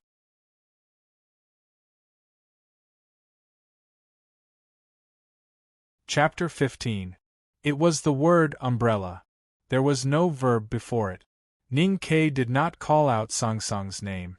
The master and the handmaiden had lived together since they were children. They had been through hardships in the forest and grassland for several years, so they had a tacit understanding of each other. They only needed a look, a gesture, or a word to let each other know what they wanted to do. Just as the word umbrella was heard, Sang Sang quickly ran to the handmaiden like a little raccoon. She grasped the handle of the umbrella with both hands and pushed hard. The black umbrella, which was exaggeratedly huge compared to her thin body, suddenly opened. It was like a dark sky curtain appearing in the dense forest of northern mountain road at night, blocking the stars. 2 kerosene bombs fell on the ground and quickly burned. The vigorous flame rolled up the leaves on the ground, and then the leaves made the fire more vigorous. Suddenly, it became a raging fire that could not be stopped. The guards and grassland barbarians, who were still alive around the caravan, looked at the fire rising into the sky and thought of the noble hiding there. They were so badly injured that they could not come to help. They could only watch the blazing fire wall engulfing everything there in an instant and let out desperate howls. However, they did not see that the big black umbrella was not burned. After the high temperature and blazing flames sprayed on the greasy surface of the black umbrella, it strangely became weak. What material was the surface of the black umbrella made of? It could block the stars like a black sky curtain, and it could also block the raging fire. Under the big black umbrella, the thin Sang Sang nervously lowered her head, closed her eyes, and pursed her lips. Her 2 small hands tightly held the handle of the umbrella to resist the terrible flame close at hand. Her left hand holding the handle of the umbrella tightened for a while, and then loosened for a while. She looked extremely nervous, and seemed to be struggling with something in her heart. The handmaiden was also under the black umbrella. Her slightly curled hair swayed between her pretty eyebrows. She was extremely nervous as she felt the heat of the umbrella and looked at the sparks of fire through the black cloth umbrella. When her eyes followed the gap on the side of the black umbrella and saw the scene of the battle that was about to unfold, a touch of confusion and shock appeared in her eyes. The black-robed men hiding in the forest had been holding their breath for a long time. They silently observed the response of the princess's caravan and judged the opponent's countermeasure. Finally, they determined where their assassination target was. Then they moved and successfully attracted the attention of Liu Qinchen with the help of the great sword master and the giant man, and quietly approached the place to launch an attack. The broken pieces of wood fell from the trees and the stars. The timing of the two men in black was very delicate and accurate. They shot 2 kerosene bombs at once and then quickly approached Ning Ke to kill him at close range. Ning Ke had no chance to use his magic archery skills. They were not powerful cultivators, but they were more professional assassins than those cultivators. The 2 black-robed assassins jumped down from the sky. Ning Ke's expression did not change much, nor did he panic. He threw away the bow and arrow in his hand like throwing away a worn-out shoe, and then suddenly jumped up when the 2 kerosene bombs hit the fallen leaves. The muscles of his waist, abdomen, and legs suddenly tightened and released, and his legs seemed to be equipped with some kind of spring. Without running or getting up, he suddenly jumped up from where he was.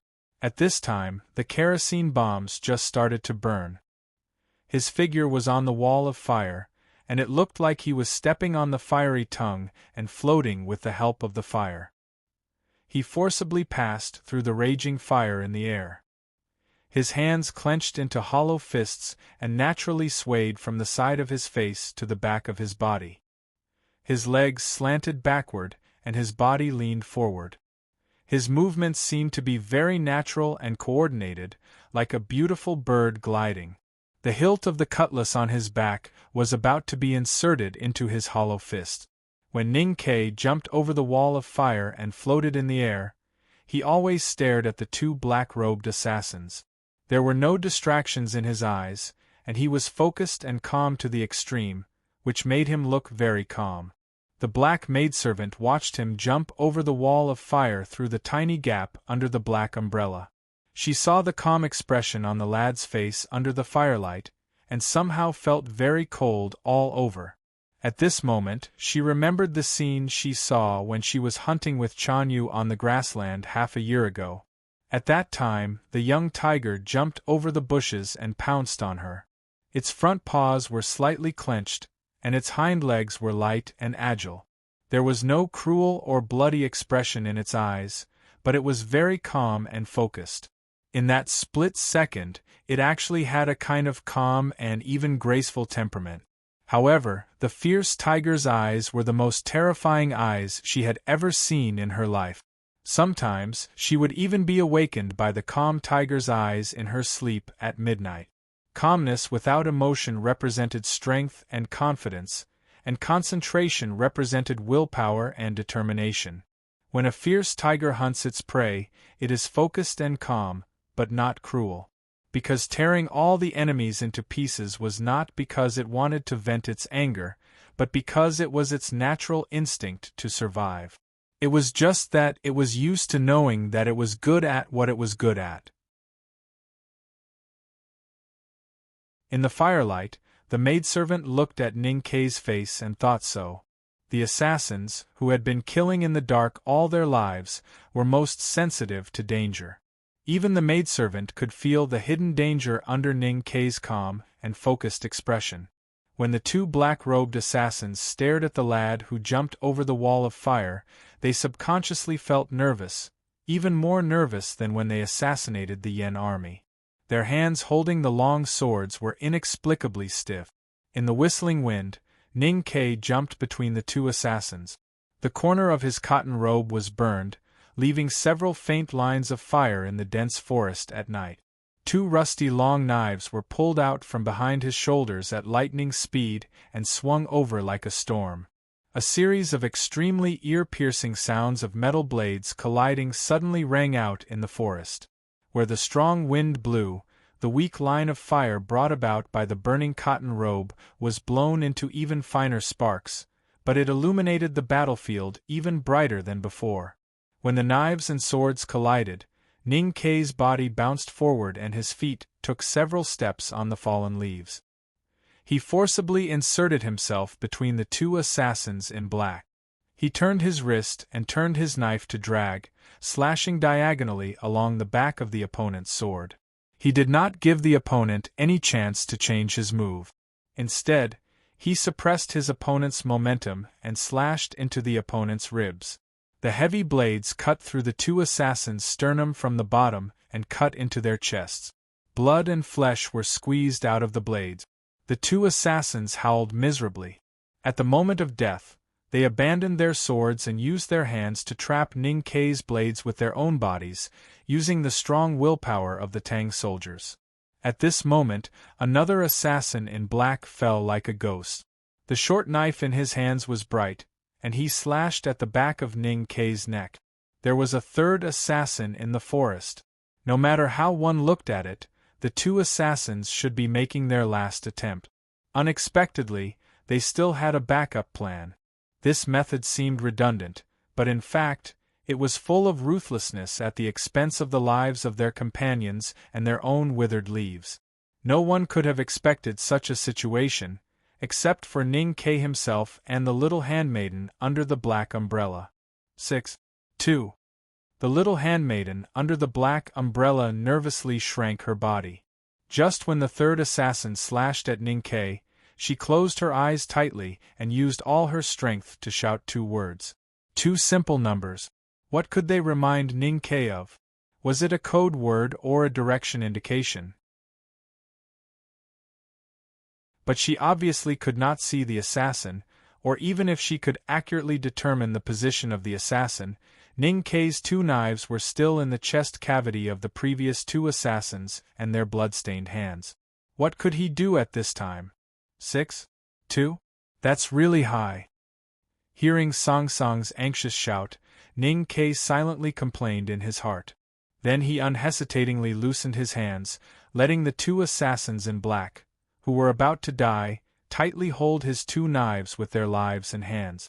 Then he raised his empty hands high above his head. In the dimming firelight and the darkening night, he grasped the hard hilt wrapped in blood-sucking cotton and suddenly pulled out the last knife on his back. Holding the long hilt tightly with both hands, Ning Kei sharply unsheathed it. Without looking back, he suddenly twisted his waist and abdomen, turned around, poured all his strength into the long knife, and chopped at the night sky with a momentum that could burn the sky. As if there were eyes on the back of his head, the fierce knife chopped accurately at the assassin in black who was falling rapidly. The sharp blade fiercely cut off the short knife in the assassin's hand. Then the long knife chopped into his neck without any hindrance. The blade did not stop until it went deep into his neck. The assassin in black did not even have time to groan. He jumped down from the treetops and fell on the dead leaf. His knees went weak and he knelt down. Ning Kei stepped back and grasped the hilt of the previous assassin's chest. He pulled it out forcefully and walked back to the assassin. He chopped backhandedly, and the blade cut into the other side of the neck, meeting with the previous blade in the neck bone. Blood sprayed, and the assassin's head fell with a click. It rolled over his knees, rolled over the fallen leaves, and rolled far away in the forest. In the war between the Tang Empire and the Yen Kingdom, the vanguard led by General Xiahou had assassinated countless Yen cavalry. Those mysterious assassination teams were made up of elite soldiers and had no cultivators. However, they had performed extremely valiantly on the battlefield and had even succeeded in assassinating cultivators. Most people did not know the structure of the mysterious assassination group under General Xiahou's command, but Ning Kei did. He knew that the assassin group under Xiahou's command usually worked in groups of 3. Therefore, from a very young age, he had always carried 3 knives on his back.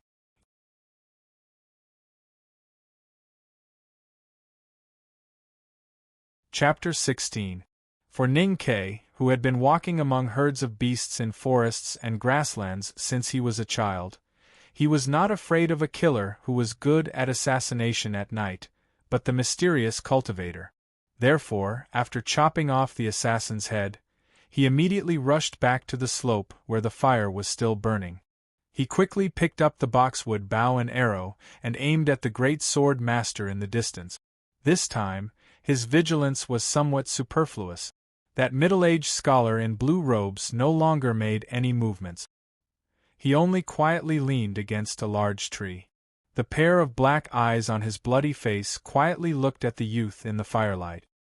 He muttered a few words, and then with a faint smile, he spread out his hands and died. Ning Ke aimed at the body of the great sword master, and kept silent for a long time until his arms began to tremble. He slowly put down the bow and arrow and suddenly felt fatigue and soreness invading his body. He did not look back and asked, "Are you all right?" The fire caused by the kerosene bomb ignited the fallen leaves, but the rotten mud at the entrance of Northern Mountain Road gradually extinguished the fire. The big black umbrella was closed again. Sang Sang half squatted on the ground and looked up at his back, shaking her head. It seemed that she knew that her young master could know what she had done without her saying anything. The maidservant knew that Ning Ke was not concerned about her. She stood up, lifted the hem of her skirt, and quickly ran to the carriage that was about to become ruins.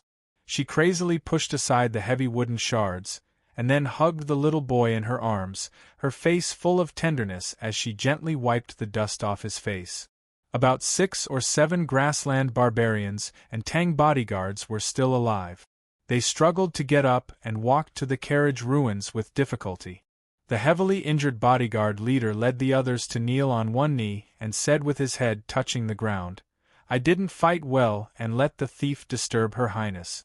I deserve to die 1,000 times." Under the illumination of the stars and the remaining sparks, the blood-soaked men knelt down to worship a maidservant holding a child.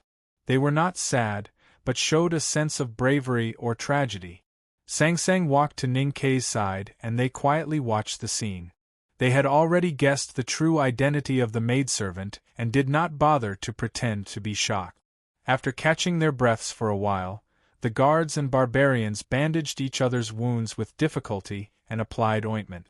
When their breathing had stabilized, they began to clean up the battlefield and carried back a few of their severely injured companions. At the same time, they killed all the enemies who were still breathing. After finishing these tasks, these fierce men subconsciously looked behind them. Looking at the lad in the slightly burnt cotton jacket, the bodyguards had a complicated expression in their eyes. They were shocked, confused, and even a little scared.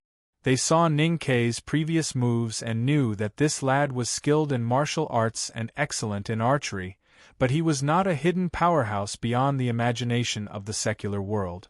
In this attack, it was the bodyguard and Liu Qinchen who had been fighting against the two most powerful cultivators on the enemy's side. It was them who had taken out most of the great sword master's life, which gave Ning Ke the chance to kill him with 3 arrows. However, the more it was so, the more they felt that this lad was a very terrible person. The timing and angle of the attack were extremely precise and ruthless. The gentle and immature appearance of the lad hid a calm heart. Especially the last 3 knives that killed the 3 assassins in black, it was even more incredible. How could he do all this at such a young age? How many people had he killed and how many heads had he chopped off in the grassland border town? Leaning on a branch, the bodyguard walked to Ning Ke and his handmaiden with difficulty. He cupped his hands and bowed deeply. He did not say a word of thanks, but the deepest gratitude from the bottom of his heart was reflected in this action. Ning Ke held Song Song's hand and moved to the side, refusing to accept his salute. Just as the great sword master had said, the Tang bodyguards brought by Her Highness to the grassland had shown an iron-blooded demeanor and strict military discipline in battle, which deserved the respect of any enemy or friend. I can see that your martial arts are not conventional. If we were to fight barehanded, I don't think you'd be a match for me. But even I wouldn't be able to block the 3 assassins when they appeared, let alone kill them so cleanly. The bodyguard leader looked at Ning Ke's immature face and suppressed the shock in his heart. He asked in a hoarse voice, "Lad, I'm very curious about your ability to kill. Where did you learn it?"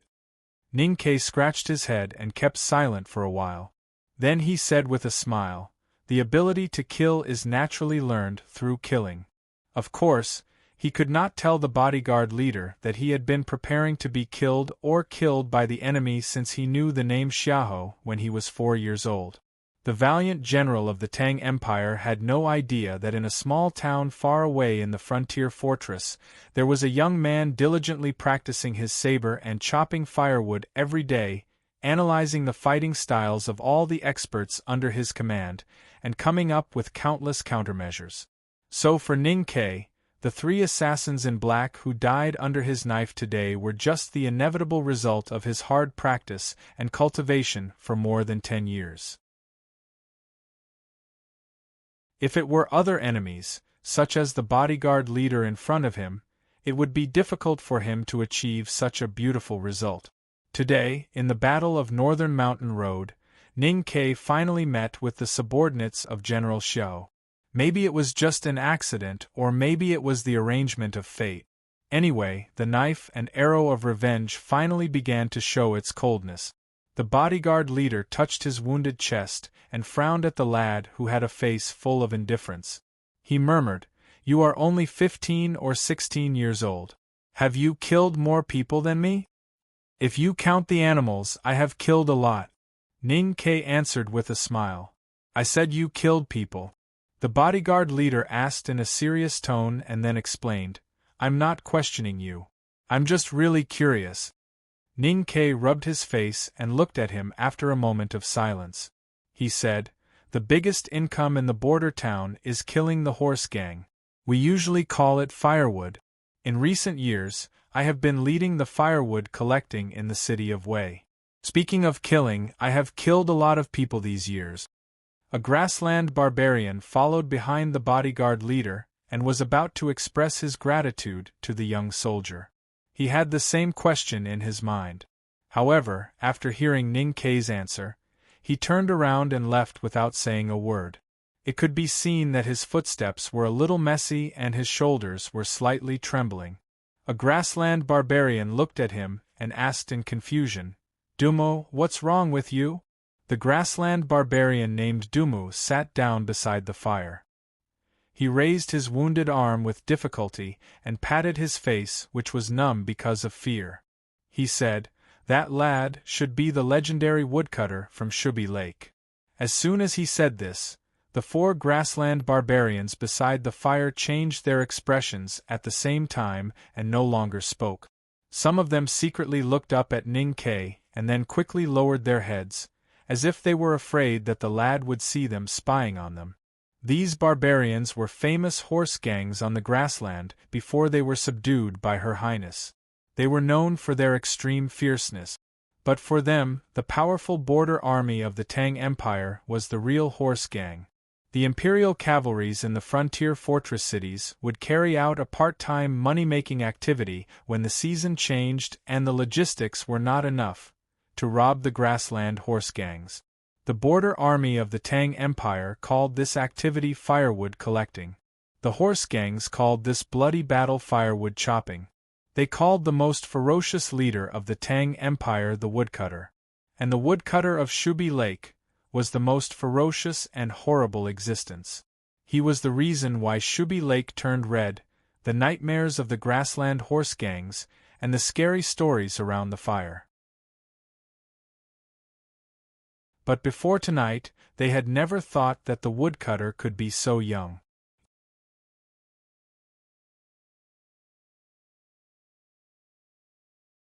Chapter 17. After the bloody and tragic battle, the survivors looked at Ning Ke with subtle changes in their attitude. During the journey after leaving the city of Wei, they respected Ning Ke's ability as a guide. When they encountered some big events or important decisions, Ning Ke was just a big stone in the eyes of the bodyguards. But now, no matter what they did, they would subconsciously ask for his opinion. After reporting to Her Highness, the bodyguard leader followed Ning Ke's opinion and did not immediately withdraw from the northern mountain road. Instead, he decided that all the wounded would stay here and wait for further orders, hoping that the reinforcement troops at the southern foot of the northern mountain road could arrive before dawn. The weak old man Liu Qinchin quietly looked at the lad beside the bonfire with a smile on his face. He gently rubbed his right thumb on the belly of his index finger, but in the end, he just shook his head. 2 bonfires were lit beside the carriage. Although the forest was dense and windy, fortunately, there was night dew on the rotten leaves, so there was no need to worry about a troublesome fire. The bodyguard leader and the wounded gathered around one of the bonfires, leaving another one in a better position for Her Highness, the old man and the little boy. Even in such a difficult situation, they still did not forget the hierarchy. After being tied up, taking medicine and eating, the grassland barbarians could not resist the hunger and thirst after the battle and began to sip wine. The people around the bonfire passed the wine bags to Sang Sang, but the little handmaiden shook her head slightly. Then, the barbarian named Dumu walked to Ning Ke with a very respectful expression and handed the wine bag to him with both hands. Looking at this scene, someone frowned slightly. She knew very well that these grassland barbarians, who were loyal to her, were arrogant and unruly horse bandits on the grassland before they were subdued. They rarely showed respect to others except for herself, not to mention that there was an obvious fear in their respect at this time. Even if the teenager played a decisive role in the previous battle and made them grateful, where did the fear come from? Ning Ke took the wine bag and drank a mouthful, frowning because of the strong alcohol. He looked at the old man by the fire, and his heart moved slightly. He used his hands to support his tired body and walked over. However, before he could bow, cup his hands, or even kneel down to ask for guidance like he had imagined when he was young, he was stopped by a faint voice. "Take a seat." Ning Ke turned his head to look at the maidservant beside the fire. He looked at her face that was illuminated by the fire and sighed softly in his heart. He bowed respectfully and then sat down not too far from her in a well-behaved manner. Although he insisted that, contrary to what the world was saying, she was an idiot. But even if he was an idiot, the difference in status between them was like the stars in the sky and a loach in the paddy field, so he had to pay attention to his etiquette and be respectful. Because she was not a maidservant. She was the 4th princess of the Tang dynasty, Liu. Liu quietly looked at the young man's side profile. His youthful face looked very ordinary. Apart from the small dimples that occasionally appeared when he smiled and the freckles that were not ugly under the firelight, there was nothing special about him. However, the performance of such an ordinary young soldier in battle reminded her more than once of the indifferent tiger leaping over the bushes on the grassland. For some reason, she, who had just experienced a thrilling assassination, felt much more relaxed and calm as long as she looked at Ning Ke, who was not far away from her, even though she still had a lingering fear after experiencing a thrilling assassination. Perhaps it was because the young man was guarding her like a ferocious tiger. But the problem was that she did not like this young man. From the city of Wei to the way he disguised himself as a maidservant to the way he behaved, whether he was disguised as a maidservant or now as a princess, she disliked the behavior of this border town soldier. What made her even more unhappy was that she always felt that Ning Ke's respect for her was just for show, and she could not see any sincerity. She even always felt that he should be laughing at her in some dark corner. It had to be said that a woman's intuition was always a terrible weapon, whether it was a peasant woman in the village or a resentful woman in the palace. As the most distinguished princess of the Tang Empire, as long as she thought that a low-level soldier was mocking her, she should be angry. But now what the princess felt was that sitting next to him, sitting next to the fire, made her feel relaxed and safe. She felt protected. She liked this feeling, but she did not like that this feeling appeared because of Ningquebec. Therefore, she felt inexplicably ashamed and annoyed. She slightly narrowed her eyes to look at his side profile, and deliberately spoke in a much colder tone. "When the enemy attacked just now, it seemed that you wanted to go into the horse carriage to save me? What palace was I? Daming Palace? Lysia Palace? Anyway, the real me was not in the horse carriage at that time. Now I say that you wanted to save me at that time. I am mocking you for only thinking about making a contribution.